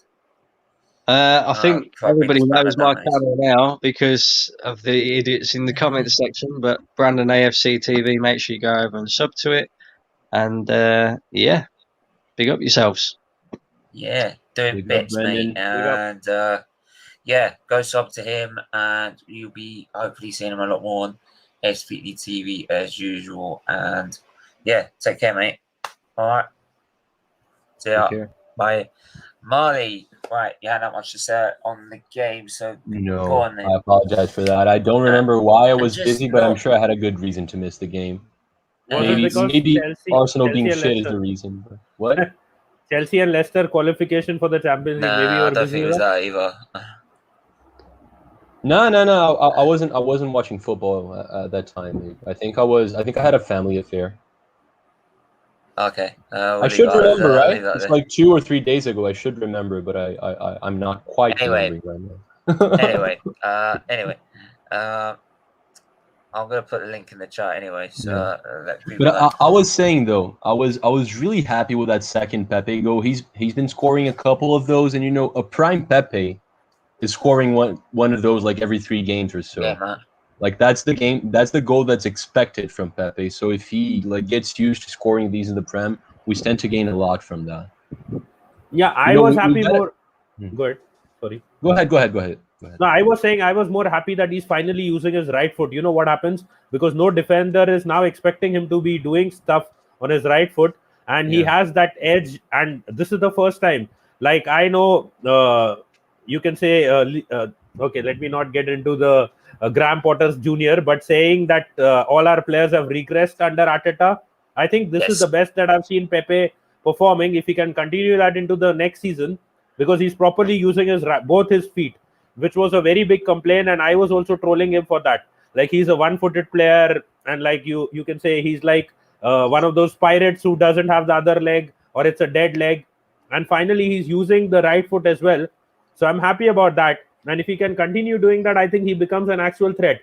But one request to anyone who's coming on after Steven shares the link, ask him, do you still want Graham Potter over Arteta after that game? Hell yeah. Hell yeah. Well, it's been answered. There you go. You ain't changing my mind on that one. Yeah. Nope. So go on, Molly. In the miserable situations that we're in, and as Arsenal fans, I feel like we have to, just to stay sane, you know, we have to like try to focus a little bit on the little positives we have. I feel like Pepe's one, he had a better season than he had the previous one. He's improving, and I think he could still reach the heights that he was expected to. You know, what? Is that your face of Charlie saying something dumb? Is that it? That's okay. I'm not talking about that right now. Sorry. Just to make a point. I'm talking about Nicolas Pepe. That's it. He's been playing well. Yeah, go on. I feel like that's a positive. We have a lot of really nice like up and coming talent. Sure. I'm not gonna get in Steven's way. I agree that Arteta hasn't necessarily used our youth as well as he could have. The likes of Balogun and Martinelli, even Miguel Aziz could have gotten a lot more minutes than Tell me one player he's brought through. What? Tell me one player he's brought through from Highland. He's not brought in them through, but yeah, he's played them in the Europa League, if you want to say. But the other thing is, Emil Smith Rowe. See, Emil Smith Rowe. Yeah, Smith Rowe. He wasn't. He was. Smith Rowe was already in. He was no. But he's someone that improved a lot under Arteta. He improved a lot. But he's not been brought under by Arteta. No, he didn't. He didn't bring anyone up. No, player. Yeah. Who is he brought from Highland? No, Emery brought Smith Rowe for a game, for an appearance or two, but that wasn't like that was just a substitute, come on and just get the game done with kind of thing. Arteta has properly brought in him in and made him a first team player and a starter. But that doesn't answer my question. That means hold on, let me finish it. Let me finish. No, he's brought in Balogun and Aziz into the Europa League squad, but he hasn't brought in them yet into a first team playing. You can say like they are not the first team playing starting 11 kind of players right now, which could change next season. No, but the transition. Both of them are going to get more minutes next season. Yeah, I think so as well. If El Neni is gone, if the likes of maybe Granit Xhaka are leaving, then obviously Aziz has to play. How will he not play next season? Yeah. And I honestly like I know Arsenal's been linked to multiple strikers, but I'm starting to have the feeling that we're not going to bring in anyone for the attacking positions. Hang on. Just because we have so much to do. So I feel like Balogun's gonna. Someone just mentioned about Basuma is already done. Yeah, it was agreed with Brighton. It was agreed with Brighton in principle. I think the only thing left is with talking with the player now. Brighton set price for Arsenal or Liverpool to sign. No. The deal in principle with Brighton is agreed. Only thing is now the player deal with the player has to be agreed. That is the thing. Oh, okay. And I bet you probably So Liverpool, as I was saying, I want to go Liverpool. I won't blame it looks like we're gonna be bringing in a center back. Oh, it looks like we're gonna be bringing in a left back, a right back, an attacking mid, a center mid. So I don't think we're gonna have enough money to bring in an attacker. No, left back has been done. Left back is done. Bertrand is done. His new deal. Bertrand's done. Okay, nice. Yeah. They just need to confirm it and announce it. I wanted that Doig kid from Scotland. How long does Smith Rowe have in his current contract? 3 years? I think 3 years, if I'm not wrong. Has he not just renewed? I think Smith Rowe renewed this season, didn't he? No, there were talks about renewal. He is rejected, as just Steven said. Oh, he rejected it? Yeah, a new contract that he was offered, as per what Steven just said. Oh, shit. Contract expires in 2023. Okay, so he has a couple of seasons. I think he'll agree. He'll not say no to a new deal. Are you sure about that? Yeah, because Not if he can get better somewhere else. If he has a great season next season, he'll go somewhere else. Trust me. no, it's not. It's not about that. The thing is, the play is built around him right now. Like after his introduction into the team, it's either him or Odegaard, and the cam role is the most significant one. That is why Arteta wanted OR over Partey in the summer window, where they failed to sign OR. But the thing is now, overall with Arsenal, even if Odegaard comes in, Smith Rowe is going to be our first choice cam in this formation. So I think he will agree. Maybe the terms were not like great, and he wants more. Yeah. So that can happen. That is not a problem. That shouldn't be like an alarming factor right now. He still has 2 years in his deal. If this season he does not extend, then it could be a troublesome thing that we need to think about. Yeah. Yeah, I see. I mean, look. The thing is that he could hold out, and if we don't give him a new deal by the end of next season, and he does he has an amazing season like he has done already. I mean, he's had a great season. Let's be honest. Then teams will be after him, and he'll just go, "Yeah, you're all right. I'll go somewhere else, man." You know what? I have a strong feeling. He'll go into Europa League or maybe in a Champions League side.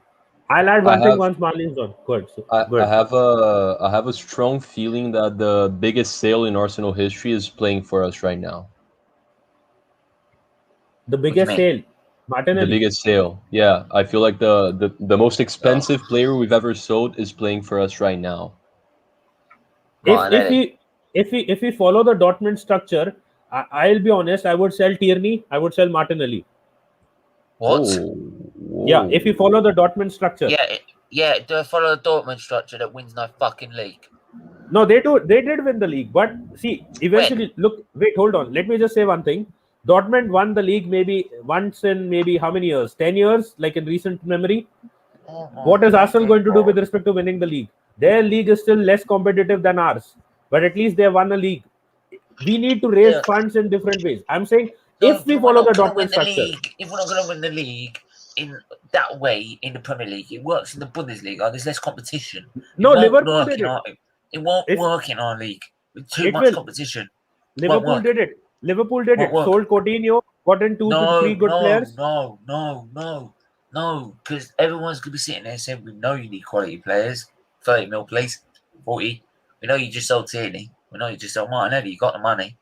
We're not. The thing is, right now, I don't think we'd get that like very good money for them, even though they're great players. I don't get that money. Yeah, we're not going to get Coutinho money. You know, we're not going to get Coutinho money. If we sell Martinelli, we can get Coutinho money because he has 7 years on his contract, like 6 more years, and I think he's very young. So I think we can get around like maybe I don't think 140 million, but I think we can try to get around 80 million or so. Because you're not getting that. You're not getting that. For that, Nitesh, he'd have to play a full season as an important part of the team and playing well. And Arteta is not giving him the minutes right now. He's not even giving him. No, which could happen after the upcoming season. Who's not played at all because this manager has got a personal fucking agenda against him. He's got a personal vendetta. We are talking. If we go down the line as a Dortmund kind of model. So it has to be obviously at the end of next season. With the way the Dortmund model works is that these players get sold for big money because they play every fucking week. Yes, I understand. So they show their value. But Martinelli can't show his value. Martinelli would be playing if we were thinking of selling him. That is what I'm trying to tell you. So if we were doing that, he would be playing next season. No, he'd also be playing if we had a manager who was bloody good enough, because he'd have a manager that sit there and go, he would also we're not selling you. We want you here because you're the future of this club. He would also be playing if he wasn't this injury prone this season. No. You know what? Steven, I don't agree with him, but I understand where Nitesh is coming from. I understand. Sorry, it's a very confusing gray area because one second, Steven. One second. So it's a very confusing gray area because Arsenal needs to get back to where it once was, and it's going to be really tough. And it seems that we need to sell players to get there. Yes, it does look that way. And Not it's gonna tough sell them. because, you know, Arsenal only has like 4 or 5 players that are good enough to be playing at an Arsenal that's competitive. So you're thinking of selling 2 of them. And but you So know, you those can't are do also it. 2 of the players that would carry the half tier fees. So I it would makes I would it's just If tough. you It's just really, complicated. if you I would never really, good. if you really want to sell these 2, kiss goodbye any chance of winning the Premier League title ever again. You might as well just not bother. Might as well Not just really. not bother. Both Might as of well not both of bother. them are injury prone, and If they will be you want to missing quite a sell few games, Martinelli and and are our Tierney and best follow assets to sell. the Dortmund structure works once in a blue moon in the Bundesliga because there's no competition there. We've got 20 teams that could quite easily beat anyone on any day. Right? You don't get that in the Bundesliga. And I'm sorry, if you want to do that, you might as well kiss goodbye to Martinelli. You might not just if you want to kiss goodbye to Martinelli and Tierney, you might as well just kiss goodbye any ambition for this club and any ambition to win the league, let alone even make top 4. Not really. Because if we can sell both of them and get around 150 odd million, we can spend it We're not on getting better 150 million for both No, players. For both. yeah, I'm saying for both. that's the I'm saying thing, for both. Steven. That's the thing. I feel like Nitesh is talking about like if they play You're really talking about well and we get if we get to he's talking about the scenario where we do get stupid figures, where we get like an 80 mil or something then like you're that. criticizing him every time he's bloody injured all the time.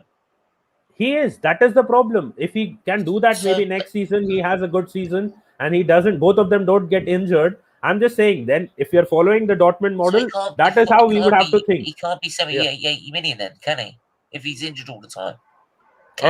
Martinelli can be because of his contract. No, because it's faulty product. It's faulty product, mate. No, it does. It doesn't always work on that basis because, like, if he goes to a team like, if you remember, one of the guys from Talksport said, if Harry Kane goes to a bigger club than Tottenham, he's not going to be. You can say he's not going to be utilized in a rash manner, and he will get enough rest at maybe a Manchester City or a Manchester United. But because Spurs have no option but to push in Harry Kane every week in and out of the team, despite his injuries, they keep pushing him back in. He gets injured more often. So it also depends on the type of team. Same thing with Saka. If Saka is playing for another big team, he gets enough rest. If Tierney is playing for another big team, because Saka is our best player right now. So in terms of Tierney.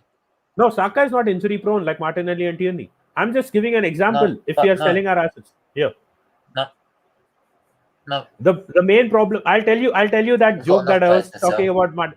I'll tell you that joke that I was talking about Tierney. So I think it was 2 games ago against Chelsea where he went down injured, and there was this girl on Twitter who was getting all hots about Tierney. I want Tierney right now, and all these kind of posts going out. And suddenly I put out a comment there that I appreciate your liking for Tierney. Even I like him. But if you really had Tierney, he would probably get injured in foreplay. So that is the kind of injuries that he has each season. So that is one major problem that I have with Tierney. I don't dislike him in any way. I rate him highly. But the problem is if he's going to miss 30% of our games each season, it's like you put your dependency on an Aaron Ramsey throughout Wenger's era and a Jack Wilshere, and at the end of the season, you were wondering like, why are we not winning anything?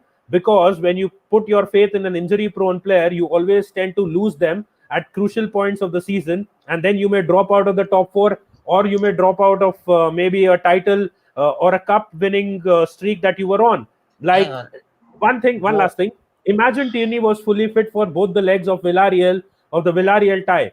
I think we would have had way more on the pitch than what we did, because he would have been probably starting both those games and dominating the right flank. No, because probably Tierney would have played as a striker. Nah, he would be dominating that right flank in both games. He'd be playing as a striker in goal. He would have scored probably more than Pepe. He probably would have been in goal. That's probably what would happen. Like, I'm sorry. Like, we're 8th. You want to sell one of our biggest, 2 of our biggest. He's just painting a picture, mate. He's not saying we should sell him right now. We're already in doom and gloom. I don't need any more doom and gloom. Thank you. I want to stick my head in the sand. Well, then I have good news for you. Nitesh does not work for Arsenal, so Thank fuck for that. it was just a suggestion. That shouldn't even be a topic of conversation. I don't know why we're having this conversation. That's the point. It's like I said, because Arsenal's in that we're in that tough spot where we need to make money, but the only true. I mean, right now we have one or two.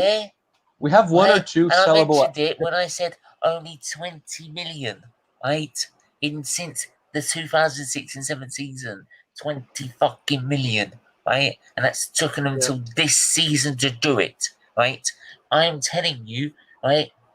It's embarrassing. We've got the likes of Sheffield United and all these other clubs, apart from West Brom, that in this season, their owners have spent more on their clubs than us. I think that has more to do with the with some of the clubs. It has more to do with the net spending. His fucking hand in his pocket. Two things. Even FSG did not spend directly their money. They made a sale, and that is what changed things around. The other thing that I want to say this season they did. Hold on, just one thing. If people are saying we want to change the system at Arsenal, we want to change the things like the management and the managerial style or the management style at Arsenal. This is why we suggested, like when Marley said about Martinelli being a sellable asset, I suggested the Dortmund style. There may be more styles that can be implemented, but if the Dortmund style of management is being implemented, this is what will happen. Like the likes of Tierney would go, maybe a Martinelli would go. Some of these players would be sold, and we would probably sign like Bissouma. We would sign more players, and maybe when I've had 2 good seasons, and then it's like I was saying. Like right now, Arsenal actually does have a couple of sellable assets, like Willock, but we're not talking about huge figures here. One second. Dortmund finished so close to the league last season, and third this season. No, I think a better example is Liverpool, mate, because they sold Coutinho, they sold Suarez. What I'm saying is, the thing is, they've still spent. On talking about this season, they've still spent more money. Their owners have spent more money than us. No, where has that money come from? Champions League win, Premier League win. No, Premier League win, Champions League win. That is where the money has come. Yes. No. It's come from their pocket. I'm not talking about Steven, money. it's just their pocket. There's no point in addressing that right now, because it's like an alien moving to Earth and complaining about oxygen. It's just a fact. He's here. He's that shitty owner right now. I mean, I hope our club is sold, but right now we have to accept it. Anywhere then. Natash is painting a scenario where Kroenke is still the owner. Like, we're not getting someone who's going to invest plenty of money. It's this complicated area where our only sellable assets, where we're talking about big figures that can make a difference. They're the only players that are good enough. So yes, it gets confusing. So what he's saying is, with the Coutinho money, Liverpool went ahead and bought Alisson and Van Dijk. They replaced one good player with 2 good players. That's the reasoning behind what he's saying. If you sell Martinelli or Tierney for stupid prices, and you bring in like 3 players that can grow to be as good as them, that's the way this process works. I'm not saying I support it. There's a problem. You don't have a good enough backup that can come in and say you could be just as good. You don't have anything. So if you sell Tierney and Martinelli, right? Yeah. You're gonna have to sell like you're gonna have to sell what's it about? Yeah, you're gonna have to sell if you sold Martinelli and Tierney, you're gonna have to buy a replacement. Simple as that. Right? Yeah. Simple as that. You can't do that. Right, and then ask because it doesn't matter, because you're still gonna be charged these same prices, so you're just gonna end up buying the same player time and time again. So it's just no point. The Coutinho thing, the Coutinho thing. The reason the Coutinho thing happened is because they already had Mane in, they had Firmino in, they had Salah in, so they had an option to get rid of Coutinho, who was a spare asset. Right, and make a lot of money of, which then they can get 2 more players. You're talking about selling a player where we've got no spare player to fill in that spot. Right? This is the point.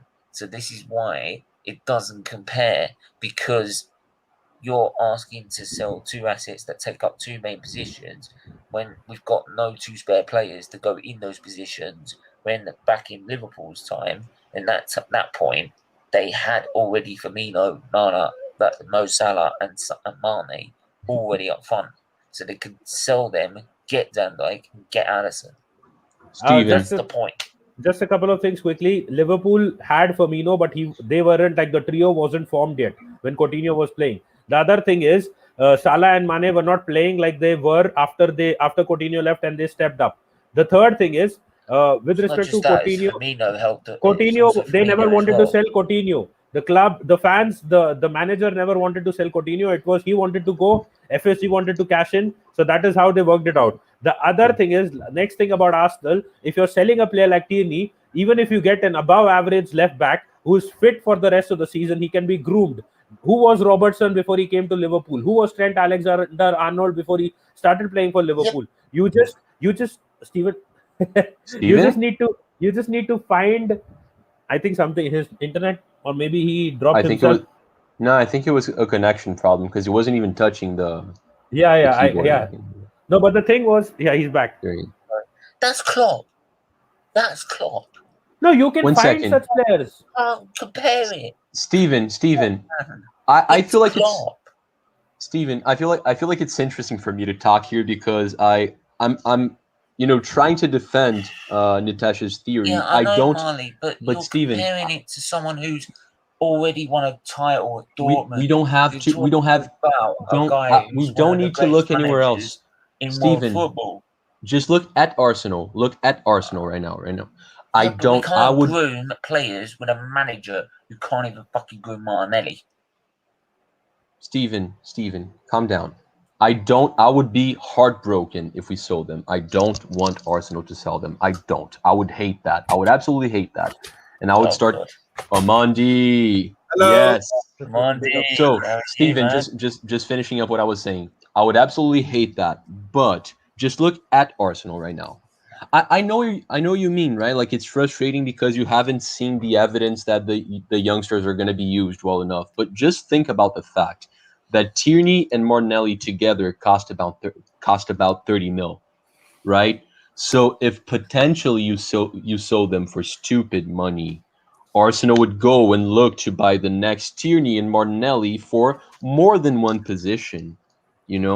That's how this system ends up working. I don't support us doing that right now. I think we should try to sell our good players, not our great players. You're asking them to buy players and then groom them with a manager who's got no bloody experience and has got probably the technical level of about me and you. See, right? If Arteta there is no way Martinelli. Right, if you saw Martinelli and Tierney and we got decent players in, that they are going to be like the next Andy Robertson and Trent Arnold under a great manager. That's Klopp. You can't compare Klopp to what he's managed to do with Alexander-Arnold and Robertson to Arteta, and if he brought two players in to replace them, because this guy can pretty much can only just about fight out of a way out of a paper bag. Let alone I'm sorry, this guy is useless. I'm sorry, this guy's got the technical nous about me and you. I'm sorry. I'll tell you two things. That's Steven, what you're saying is a moot point, because when you've made two new formations and you can't drill into players in two legs of a semi-final, and out of the whole season, you choose it at that moment to pick two new formations when you've never done it at all, and told a player to play a false nine, which he's never done in his entire life. I'm sorry, that's when I'm going to say, no, you got nothing about you. You literally don't.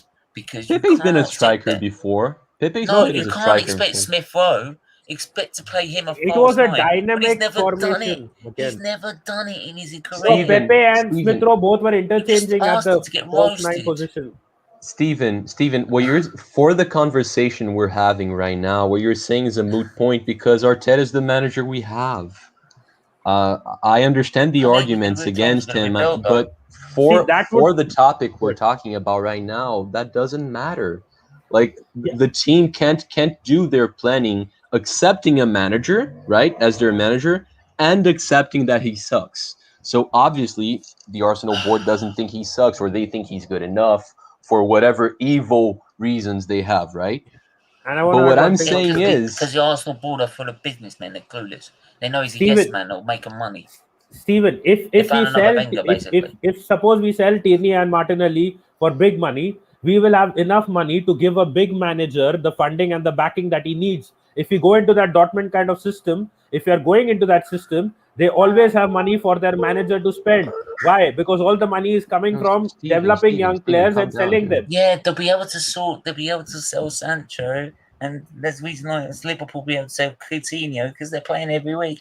You were talking about two players that you've already said are injury prone and I'm not saying sell them now. I'm saying sell them at the end of next season if he accepts that model.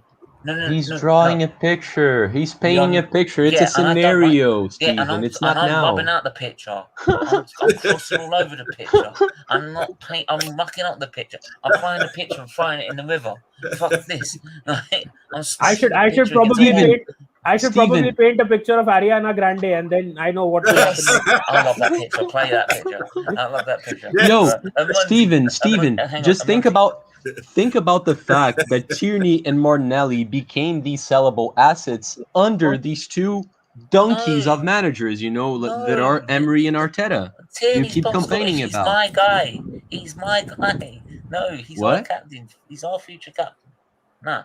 I agree with that. No, Tierney for me is the most unsellable player in Arsenal. I'm totally with you there. I'm just backing up the argument, right? Like the way it works. I'm not saying we should sell Tierney. I think that's quite stupid. I wouldn't sell Tierney ever. Ever. I'm just defending the argument, right? Like the way that the system that Beyond the Post is explaining works. Yeah, and I've told you. I'm saying there's a logic behind it. Don't worry about it.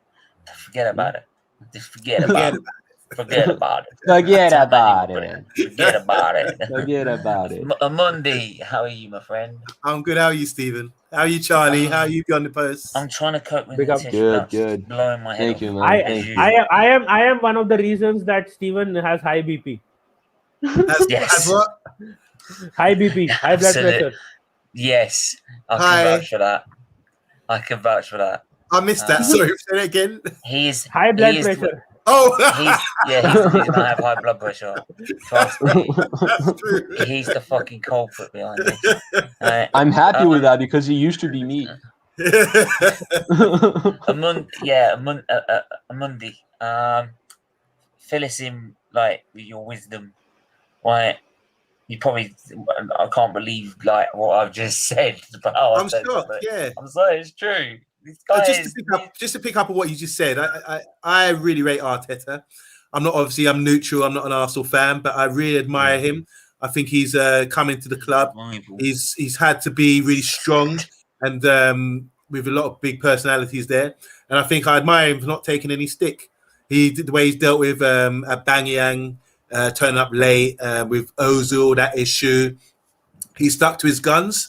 And I think that's admirable of him because you need a strong manager to sort out the problems. There's obviously some internal problems within the squad at Arsenal because you've got the quality of players. If you look at the wage bill over the years, you're up there at the top. So you should really be competing in the top 4 or 6, and you haven't really done that lately. So I think it's going to take a manager like himself, young and with a lot of knowledge. And it's not so long ago, he was a player himself.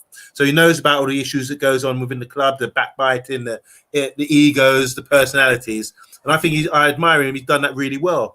As for tactical now, so I think he's got it. I think he's got. If I could sit down and talk to him, you could have a 6-hour show, him talking about tactics. He knows his stuff. And you gave an example there in the when he played a false 9. He's come from Pep's school of thought and Johan Cruyff's school. Yeah, but the thing is, he should know the line. He should know the squad he's got is not good enough.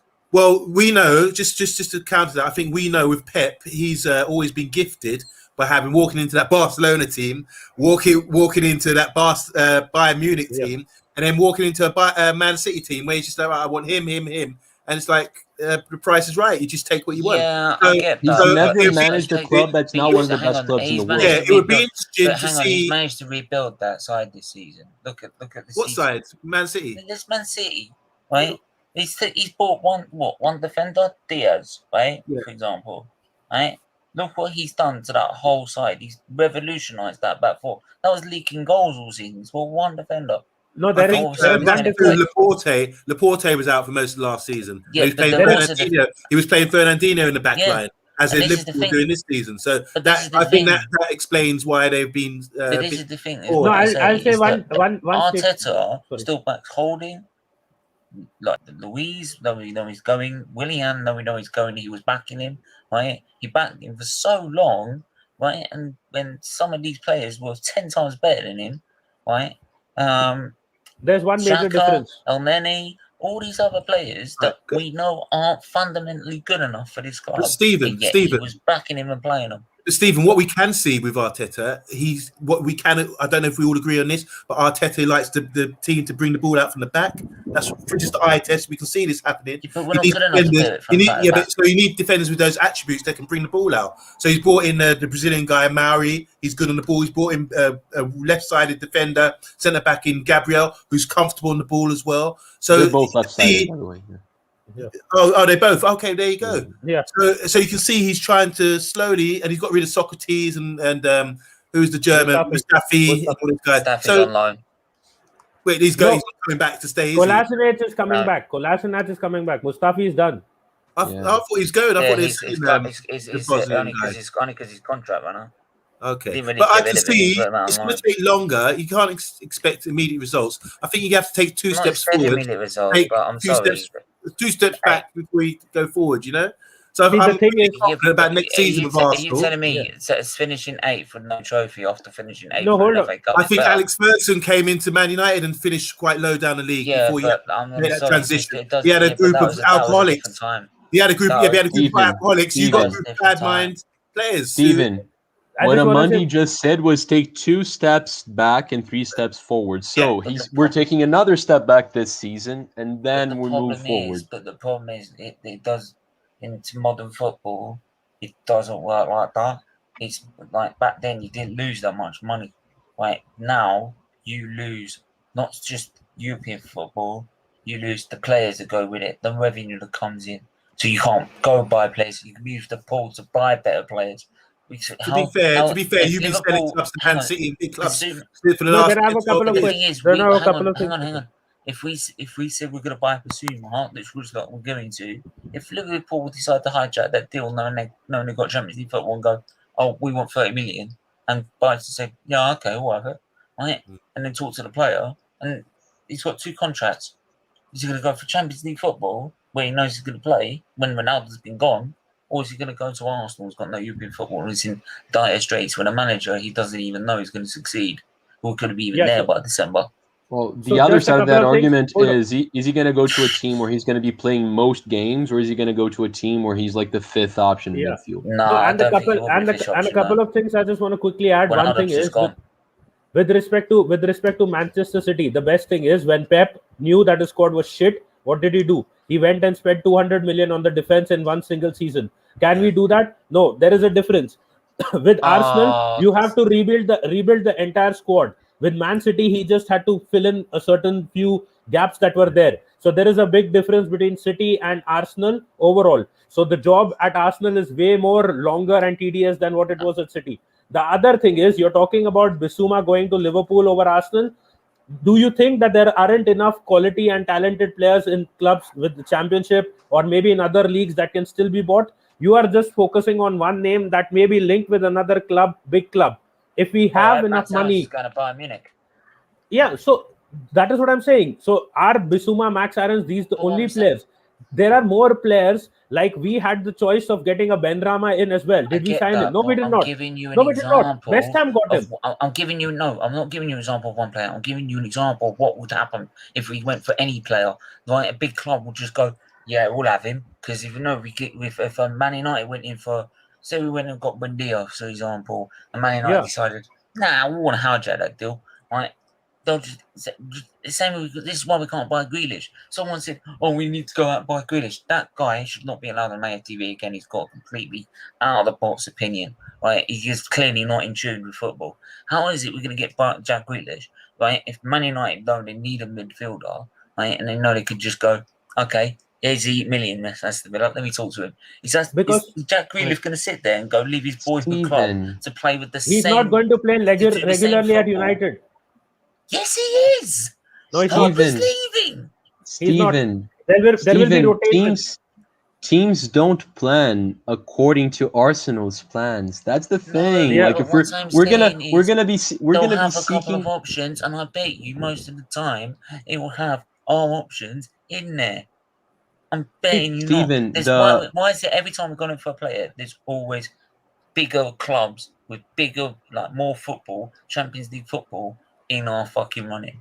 I'm gonna strongly disagree with you there, man. I'm gonna strongly disagree with you there. The players that Arsenal has been, I'm sorry, man. I'm gonna let you talk. But the players that Arsenal has been seeking recently, they like if they look at bigger clubs, at clubs that are doing better than Arsenal right now, they're looking at clubs where they're not necessarily going to get enough minutes.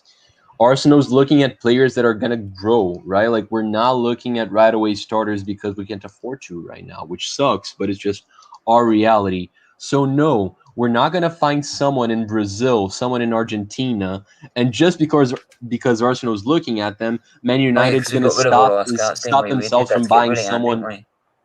What? No, William was a free transfer. What I'm saying is, like for example, 56 staff to pay for the contract for Willian. That's what we did. We signed Willian before. We call our club a touch of class. That's really a touch of class, isn't it?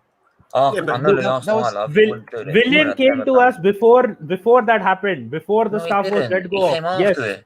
After. Steven, the thing is, you're arguing with us, throwing in like completely different subjects. It's like it has nothing to do with what we're talking about right now. The thing is, for example, let me try to draw a picture here. Amanji, do you know who the biggest target is for Man United this summer?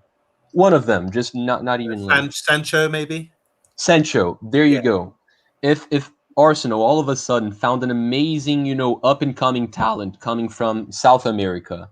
Yeah. It's not like United's gonna stop chasing Sancho to chase our player. These bigger teams are seeking bigger players. Yeah. The only one who did that was Mourinho. By the way, he would suddenly go for all regular targets. He'd sabotage everyone's field to get a player. Yeah. What are the chances of us getting those gems? I can give you at least a question. You're talking about Martinelli as an Martinelli example. And last time, that was the last time that scout made it a gem before he then got the sack. No, I can give you a couple of good reasons why Grealish would prefer Arsenal over Manchester United and City. The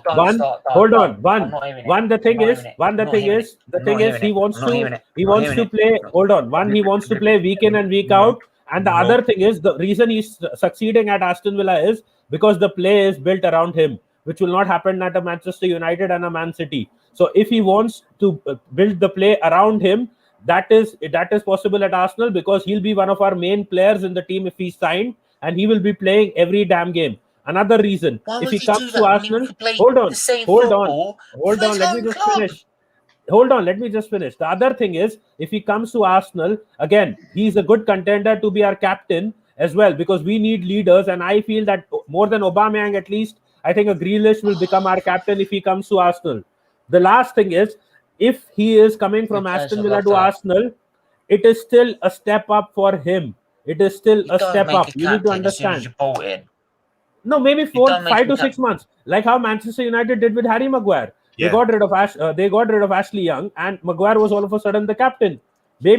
I said this on Twitter as well. They must have told Maguire, we need a new captain. We will give you the armband, but not immediately. Let Ashley Young leave in 3 to 4 months, and then you can be our captain. We can sell the same thing to Grealish. Aubameyang is not much of a captain. Tierney is quite frequently injured. Leno and these guys don't deserve to be captain. So I think Grealish could be the next captain as well at Arsenal. No, we're not getting Grealish. Get this out of your head. No, I'm not saying we're getting him. I'm We're saying not I'm giving you not reasons getting why he would greedy. prefer Arsenal We're not over getting United him. at one point as well. At what What- point what, Arsenal got to pay 80 million for a midfielder when we've got to buy No. a replacement right back, right, a left back, right, a We centre have back, Bertrand a now. Guys, we're talking about and a winger. And a guys, we're talking striker. about if the question here is how appealing are Arsenal as a football club, regardless of you not being in the Champions League this year or in Europe for the first time in how many years, you're still an 26 appealing club. years. You're based in London. A lot of players want to come to London. You still got the wage bill. You're paying how much to Ozil?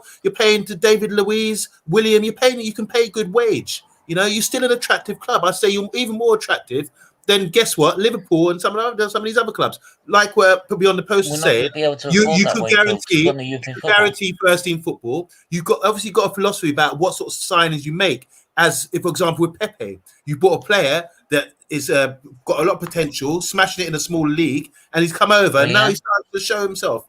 William is a freebie. I think he's proven in the Premiership. You need This is that the problem. balance. We You need buy that balance players. No, because we buy players like that. you need that balance. Look at Liverpool. When Liverpool won the league, they had a lot of peak players at their peak of their career. Now they're not going to get better. They're not getting any better. You've got a lot of youngsters. So you have to balance that with a few experienced heads because you've Liverpool got players. Yeah, Liverpool got Shaqiri. Liverpool got Shaqiri. They got Alex Oxlade-Chamberlain to go along with their front three as well. Or none of those players, even Origi, they have not really stepped up apart from a few games. If you remember, the thing is, and with a club which is like dependent on self-sustaining, you will have such players coming in. I've always said this with respect to Willian. It was either Coutinho or Willian. Coutinho on a 10 million season-long loan deal, or Willian on a free transfer and spending that money. And the fact that a lot of people forget, Willian's base salary. Hold on, Willian's base salary is 100K a week. He's taken a pay cut. It's not 250 or 300K. It is 100K a week. I don't care. He shouldn't earn 10 quid. Stephen. No, 100K is a very low amount for a club like Arsenal. Stephen, what I know it's been a bad season, but what would you like to see like going forward with Arsenal? What would you like to see with the club? What developments would you think they should make? Arteta gone. Why? Don't get him started, Amandi. I was just curious. Why do you think I've just looked at the table, right? Of when Wenger left, right? And people might say Wenger left. He got sacked. Were you cool? Were you saying Wenger out? Were you one of the ones saying Wenger out? Be honest. Yeah. Okay. I was saying Wenger out from the minute he saw Van Persie. Okay. You don't do that. I'm sorry. You don't You do were that. still And when you quite, started calling top four trophy, patient with Wenger. do you know why we got so obsessed about top four as a success now? Because so this is why I'm asking you, what would be success for you? How do you want to go forward then? So you want to sack your manager just a year or two after he's come in. You've seen Emery get to a European final, beating you in the process. I mean, what do you need? Exactly what do you need here? We need a manager that can stabilize the club while we rebuild the side, like Rafa. Not permanently, but Rafa will do for two to 3 years, and then give it to a younger manager. Like maybe if you can then get us up to a level that's good enough, we can then attract someone like a Ten Hag or Nagelsmann, a younger manager, whoever's available, who's got a whole different philosophy. But someone with experience, right? I'm not buying this Arteta with no experience crap. This is not what a third club in the country should be doing, right? I'm sorry. Third biggest club in the country, you should not be buying a manager with no experience whatsoever, especially when he got bored with no experience. But Man United got Ole Solskjaer. I'll tell you one funny thing. He would have experienced Cardiff. He wouldn't experience relegation. That's not very good experience. He only spent 10 years of Molde. He's still experienced. No, I'll tell you one funny thing. Nothing. Steven, one funny thing I'll tell you. Okay, after all the support. Hang on, I finish it. Hang on. Yeah, okay. It's that we need a left back, we need a centre back, we need a right back, we need a CDM, we need a proper CDM, we need probably a couple of midfielders as well, we need a new striker. There's so many things we need wrong with this club, and we need a proper director of football that knows what he's talking about. right, and knows football. Mark Overmars would be a great one. Right, knows the club inside out. A new bloody owner as well, but hopefully Daniel comes up with a better offer. I don't think that's out of the woods yet. Right, you don't go in with your strongest bid. You don't. So he's not small, trying to get, and you work your way up. So that's not over yet. That's why they said it will take time. And then go for Benet. But for the minute, we need someone like Rafa who knows what he needs out of the squad, right, to buy off the market, to be able to then, because he's not going to have no money like he did at Newcastle, for example. He managed to keep Newcastle into the top half with no money, right? Imagine what he could do at Arsenal with just a little bit of money and that squad. I'm sorry, that squad's not 10th. That's not 8th best in the league. That is top 6 minimum, right? And Arsenal squad. I don't think so. I don't think yes, it is. it is. I don't think it is. League doesn't lie. I'm sorry. I think we're properly placed. I think we're most likely the 8th best team. Do you know why the league lies? Because the manager's not good enough. Steven, I'll tell you one funny thing. You have a problem with the manager, the owner, the players. I'm just saying this in a funny way. It's so shit. It's so boring. Even the last game, I'm literally like that. Steven, I'll just say this in a funny way. It's so boring. I'll say this in a funny way. You have a problem with the owners, the management, the manager, the players, the philosophy of the club now. I think you are trying to push all of these out. It would be much simpler if you just change the club. I'm saying this in a funny way. Because you're expecting everything to change, everything from A to Z to change. I was gonna say, Stephen, the thing is, we're trying to talk in the realm of reality right now, and I want the club back to where it used to be. And I'm with you. But as much as it pains me to say this, like what you just described there, like changing owners, changing manager, bringing in like 9 or 10 new players, you're pretty much describing the plot of Harry Potter. Like it's fiction. It's fiction. Look, it's Marley. What I'm asking is, right, for a bit of stability, but at least keep the same values of this club. Don't go don't go and dump 56 people just to fucking pay for a contract, right? That would never happen under Arsenal. Not the Arsenal I know. Not the Arsenal I love. But that's what. Yeah, but that would never happen if there wasn't a pandemic. No, don't. And we were already overstaffed. It is a fact. We're still overstaffed. No. It would never happen. They would have paid for it. I don't care. Right? If it was in this pandemic, it was the old Arsenal, they would have paid for it. I know it because they got. If it was the old Arsenal, they would never probably sell to the Kroenkes in the first place. Remember the motto: touch of class. Right? That was not touch of class. I don't care. Right? The class was all gone when they decided to sell to the Kroenkes in the first place. They're just our sad reality, man. Under the old Arsenal, it never happened. Right? And what it's shown to me this season is that this club is so out of touch with itself. And if fans don't fucking wake up, right, and realise that this club needs one thing, which is not just the manager, but the owner to be gone from this club, then don't ever moan about it again, please. Don't come on platforms and start moaning about it, right? Especially when you buy the kits and stuff like that. Don't come to me and moan about it because, like, the hypocrisy will be mad. It'll be unreal, right? And I can't stand it, right? See, you love the club back in the old days, but you can't try and force change. But I would trust still me. If I was well enough, I would have been down there yesterday. No, but I'll still tell you one thing, Stephen. Even if you're getting a new owner, the owner has to be the right kind of owner. This Daniel Ek thing, I am not still supporting it because I know he doesn't have money to put into the club, even if he does buy the club. Yeah, it does. So it is just a cry of desperation from some Arsenal fans. So why would Bergkamp, Vieira, and Henry back him? What have those guys done with respect to football management and managing any football club? What have they done for Arsenal Football Club? No, it doesn't matter. A good player doesn't make a good manager or a good businessman. They know that is the first fact. Club than Arteta does, and that tells me everything. No, That- I mean, I'm They gonna love side this with club to Steven here. death. Like them backing Daniel Eek does mean a lot. They It love gives him a this lot club of to clout death. there, They'll do for sure. nothing to jeopardize this club.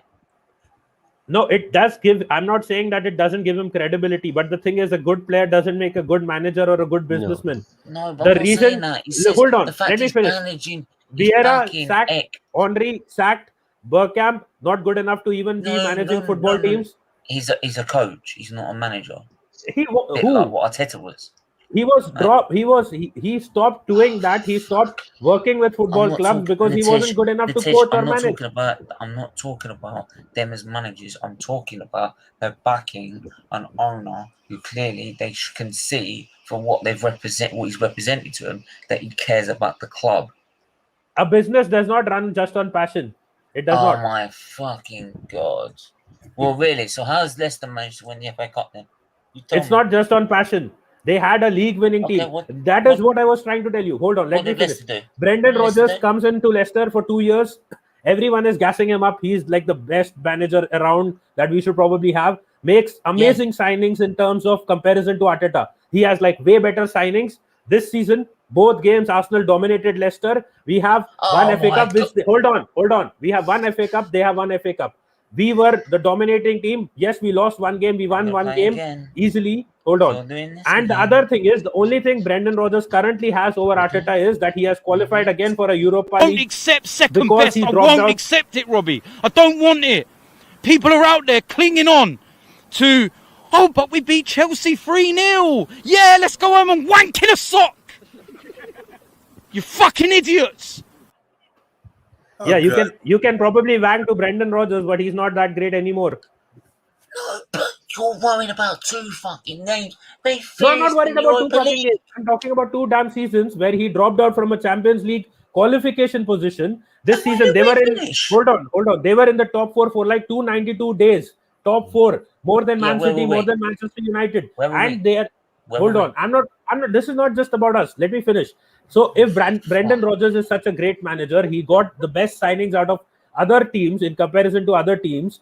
Why is he struggling to even make it to the Champions League? He's a better manager than Ole Gunnar Solskjaer, without a doubt. He's a better manager than Mikel Arteta. Take the example of one of the favorites that the fans have, Carlo Ancelotti. What did Ancelotti do? So many good signings, way better signings than Arsenal. What is Ancelotti doing? Somewhere below us in the league table. Better. By far. Don't compare Ancelotti to Arteta. Please don't. Don't do it. No, that is how much Ancelotti has declined. That is how much Ancelotti has declined. Fans need to wake up. He's not the same guy who used to be at AC Milan. No, he isn't. Trust me, he isn't. And plus, tell me as well, right? Brendan Rodgers, he's finished where? Oh yeah, FA Cup, Europa League. I don't really think they care about the Champions League. They've won an FA Cup and they've won some silverware. Wait, right? so what have we done? Oh, you don't care about Champions League. You don't care about Champions League and Leicester dropping out because they won an FA Cup. But Arsenal won an FA Cup, so our manager is not allowed to finish 8th one season. He finished 8th for fuck's sake. The only reason he got in the Europa League was because of an FA Cup.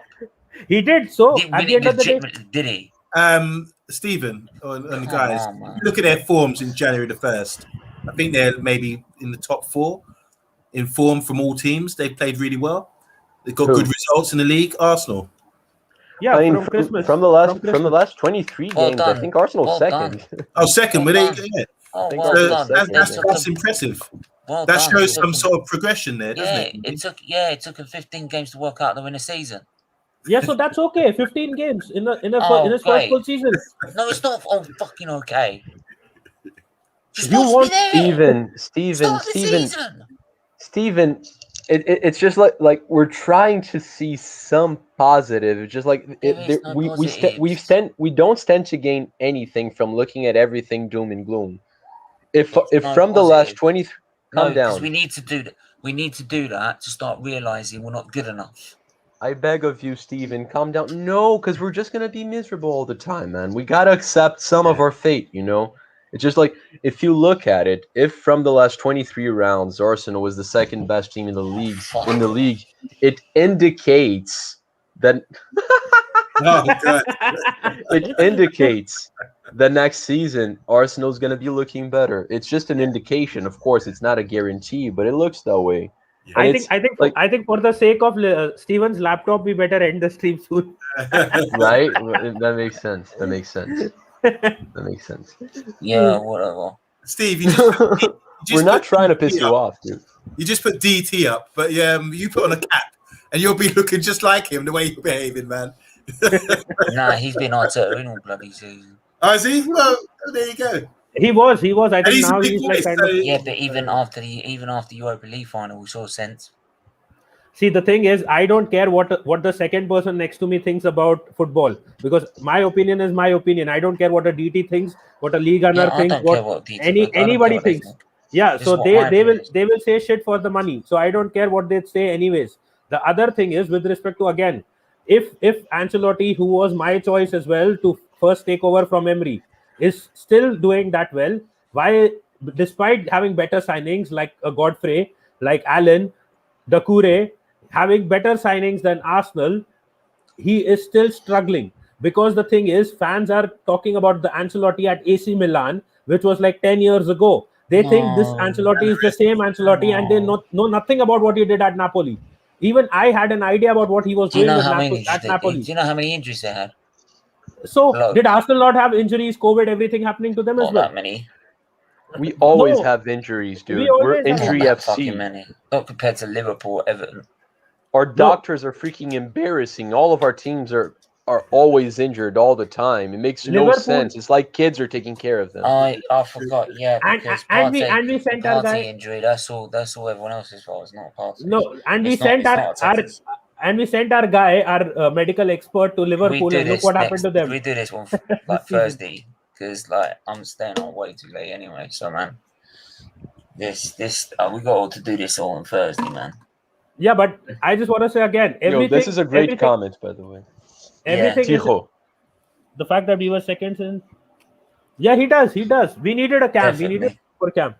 No, the thing is that everything for Arteta is an excuse, but everything for every other manager is like brownie points, because they had to suffer this and suffer that. And Ancelotti went through this. Poor Ancelotti. Because I'm sick of the excuses. Yeah, so you are not counting those as an excuse for Ancelotti. No. You're not counting those as an excuse for Brendan Rodgers, who also had some injuries. I understand. I didn't get a pre-season. It's the vista congestion. All the injuries. I mean, Ole Gunnar Solskjaer was cribbing a few days ago about the fixtures. He'd be tired next and playing the rain. Jurgen Klopp, no one cribs more than Jurgen Klopp. So let's not even compare sure about that? Yep. No one cribs more than Jurgen Klopp. It's a well-known fact. I'm sorry. Did you watch one of Arteta's press conferences? He talks in riddles. Have you seen Jurgen Klopp's press conference? He talks exactly like Wenger before he left. Even Liverpool fans know that there is no one who cribs more than Jurgen Klopp. Yeah. Okay. Whatever. Steven, you know what's really funny to me? We're quite literally what we're doing is trying to make you feel better as an Arsenal fan, like trying to make you look at the positive side, and you're hating us for it. No, I'll be honest. I'm not trying to make Steven feel better. I am just trying to rub it in that Arteta is still going to be here next season. Yeah, and I'm glad you're so happy about it. I'm glad you're so happy about it, because you're doing it in the detriment of Arsenal Football Club. Not really, Stephen. There are way more positives. Let's all wait to the next race day. And if Hamilton wins, let's start the other. Let's talk about Arsenal again and see how we feel. No, Arsenal talking from now on afterwards. Steven has that show already planned. When the season review happens, what do you think is going to be the conversation in the season review for Arsenal? Arteta in versus Arteta out, the whole thing again. What do most people like Luca and the majority of you guys? Are you Arteta in or out? I'm out. He's on the bloody fence. Marley's getting splinters. Pretty much. Nitish, I don't know why he's bloody in. Luke has probably now turned Arteta out because of Villarreal, which was embarrassing. It was just embarrassing watching that. Most of the other Arsenal fans I know are Arteta. I struggle to find anyone that's Arteta in that. Oh, really? Okay. Yeah. But I, from what I've seen, I think the majority of people saying the boards, the 65 people out. Before Arteta, I'm hearing people talk about the boards out. No, They're not. because they know if they got rid of the owner, Stone Kroenke, the board will go, the manager will go. Danny Wick will not keep the manager because he knows how poor he is. No, sure, but this going on. How do you even know that? If the fans have to, because I know fucking Vieira and Bergkamp and Henry will not keep this going. If the fans were given one change, it would definitely be the owner though. Yeah. Like the biggest problem is Ten Kroenke for sure. I'm not saying that. It's just I know that the new owner, would not keep the manager here. Simple as that. Most likely, yeah. Likely. The main thing is the fans know. No matter how many times we say Kroenke out, he's not going anywhere. No matter how many management members we want to sack, he's not going anywhere. So what is their only option? Just keep saying Arteta out, and hopefully he is gone, and they get someone who clicks. This is the reason why most of them turn Arteta out. Yes, it is. No. We're gonna keep voicing Kroenke out at the same time. Ask any Arteta out fan.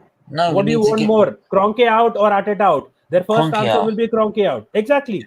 But they know that nothing is going to happen with Kroenke out, so they then turn to Arteta out. No, they generally want the manager out. They generally don't want him out. It's not because they can't get the owner out. They generally want him out because he's generally shit. Okay, and if he gets back because he's liked by the management, what happens then? I'm not having this anymore. The worst manager ever is Nitish, I have not got all fucking night. Wait a minute. Listen, you Arsenal Football Club, you've got a great stadium, you've got a great tradition, you're well known.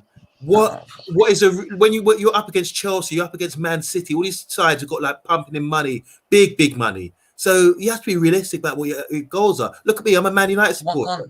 I have to accept that Man City are probably going to rule for the next 10, 12 years. So you have to gauge one of the biggest billionaires realistically now, like Charlie was saying. And this be a bit more realistic. This is what I'm saying, right? Arsenal is owned by one of the biggest billionaires on the planet, right? This guy, right? This season, and I'm going to say this before I wrap up, we have spent. You got a spliff there. Our owners, sorry, I thought you meant. No, our owners have spent. I wish I did. Our owners. Fucking need it. Our owners, have spent less money on us than everyone apart from West Brom this season. Our owners from their own pocket, and they've spent 20 million since they took first bought shares in the club. That's over 12, 13 years. That's. I'm sorry, that's disgusting. Even the Glazers, FSG, all of them, they've all spent more on that. Yeah. I'm sorry, it's not good enough. That's not good enough. No, I'm sorry. One of the reasons is we don't sell our players. What we're saying, Steven, is okay. So here's a little scene. I'm an alien, right? I even look like one too. I call Amanji. I'm like, yo, Amanji, my man. I'm thinking of moving to Earth, but here's the thing. I'm not the biggest fan of oxygen. What's he gonna do? What's he gonna say? It's just reality. We have that oxygen here. We have Stan fucking Kroenke. Yeah. Good point. We can try and make a stand and get change, but dude, you know, like we got work on your voodoo. You know, use some dark magic. Try some alternative ways. Do you know what it is? No, because instead of actually not filling out the allocation, we've got 10,000 dumbass Arsenal fans that are fickle and will still buy the bloody merchandise. And that's the reason these days, because they're stupid. And yet they all moan about the owner. Well, fucking stop moaning. Why do you think he bought Arsenal? Because it's a huge brand where everyone's going to spend money on it despite of how we're doing. Yeah. It's just the way money goes. It's So capitalism, mate. It sucks. It absolutely sucks. People just haven't created something better. Buy the shirts. Do we just sit there and keep buying the shirts, do we? What?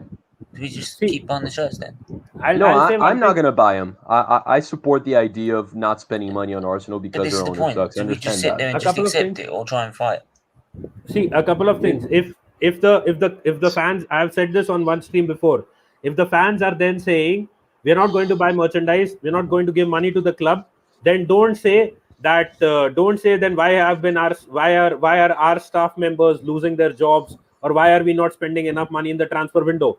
Because when the money won't come into the club, they will cut short the staff. It is as obvious as possible. Don't even throw that one, because even on a match day, right, mate, we still make enough to be able to pay the wage bill for the players and for the staff. Right, I'm sorry. No, that was before the pandemic. This owner could pay for them for the rest of their fucking lives and even more. So don't even go on that one. It's not how a business works. No, that is why I told you. No, the owner can do something that every other fucking owner's done and put some money in the club. No, the owner money out of it. He is putting in money. Josh Kroenke paid for the Partey deal. No, he's not. Yes, 20 million. How much you spend on Partey and Pepe? That's 20 million. What? 20 on Partey? Not 20 million. The other 20 came from the other one came from sales. Martinez said, the other half came from sales. He's saying the net spent was only 20 million. 20 million net. Yeah, but Partey cost 50 and Pepe cost 72. Yeah, and we are still paying off that Partey, the Pepe money till now. No, the Pepe was in installments. It's not 72 in lump sum. It's whenever they sell it. It's not in fucking real money. It's no, so we are still paying for that each season. We finished paying in 2050. Yeah, more or less. I'm sorry, it's not good enough. Put some money in your pocket. No, it's get not. Your money it's out not your good pocket. enough. So rather than saying Kroenke out and all this, is it Kroenke? Is it Kroenke? Yeah, Kroenke. Yeah, sorry, Kroenke. Yeah. Why not look at the Leicester module and how they run things? That's how he wants to run it. Yeah, they do really well in their scouting system. Yeah, but the problem is he's got businessmen in there, not football. And the actual owner cares. He actually takes money in the club and puts it in. Okay. Well, maybe if you can sort of, like you're saying, the names you mentioned, getting behind the scenes. I was talking to Charlie the other day about Edu, and maybe, you might surprise you and get some great South American talents in. He can go. Well, you say why? I like Edu. I'm hopeful in him. Edu can go. Has he given a win? Let's see what Edu can do. I think he's got I think he's got good Brazilian connections. I have a lot of faith in Edu.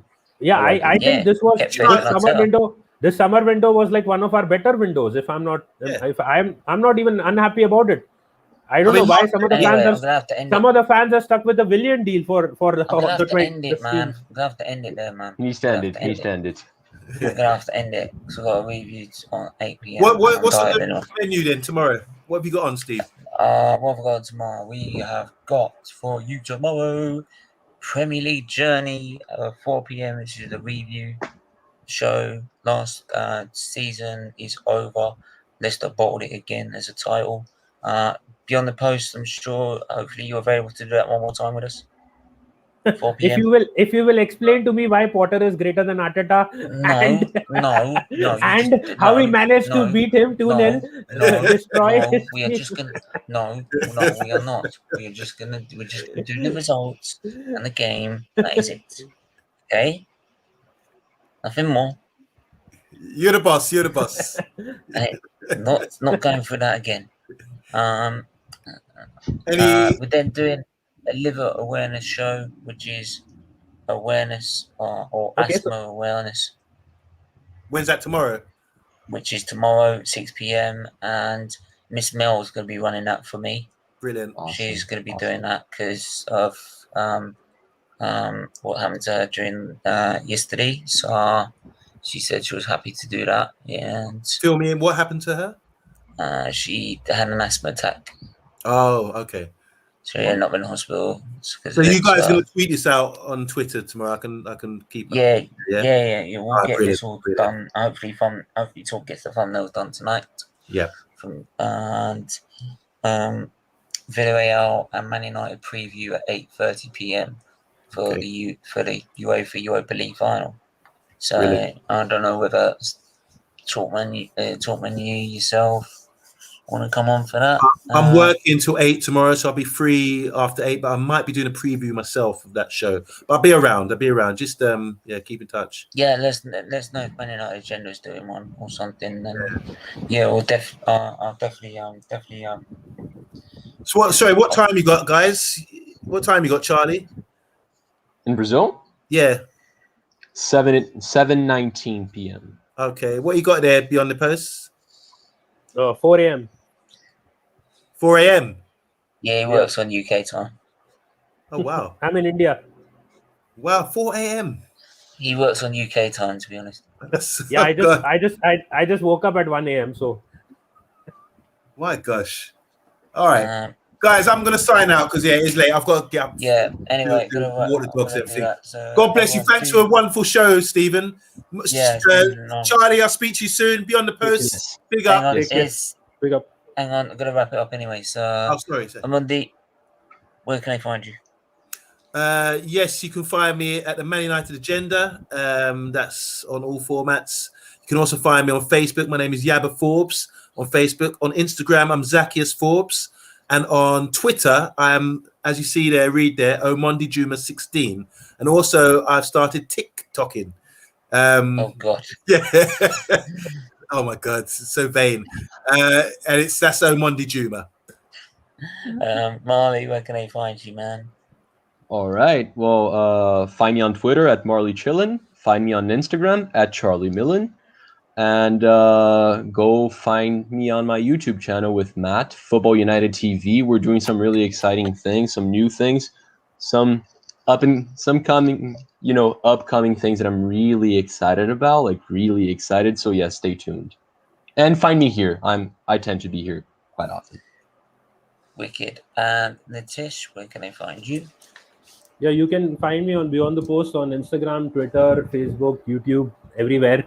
And we just crossed 3,000 followers on Twitter. So if you guys are on Twitter, just do follow back as well. And I'll follow you as well. Congratulations. And, thank you. And the funny thing is, if Arteta does turn up next season, I'm going to start an Arteta in show and tag Steven for each of those videos. You're fucking wrong. Yo, can I just say something? If you guys don't know, like Steven, who's been battling like some really, really like tough things all his life, like his health has been getting a lot better. If something happens to him in the near future, it's Beyond the Post's fault. Yeah, basically, if the Brother's comes back, I'm blaming Arteta and goes back to usual. Yeah, maybe some of the things, maybe some of the debates can get him more, you can say, pumping and jumping. No. Anyway, you can find me on SFeatleyTV as usual. Smash that like button. Find me on Matt's channel, Causing Mayhem, and any other channel that I'll be on, Causing Mayhem. But thanks for everyone that's tuned in. It's my channel. Oh, your channel too, yeah, Marley. Sorry, yeah, Marley as well. It's written right there. Yeah, that's my mistake. Big up everyone, and we will see. Just 2 more comments. I was off of a god, Chakasti. Yeah, man. Thanks, man. Mali, that's my fault. Right from the start. I told him about the Arteta in show, and he's still distracted about it. No. It's just. Anyway, we're gonna leave it there, but make sure to smash that. Good night, good morning, good evening.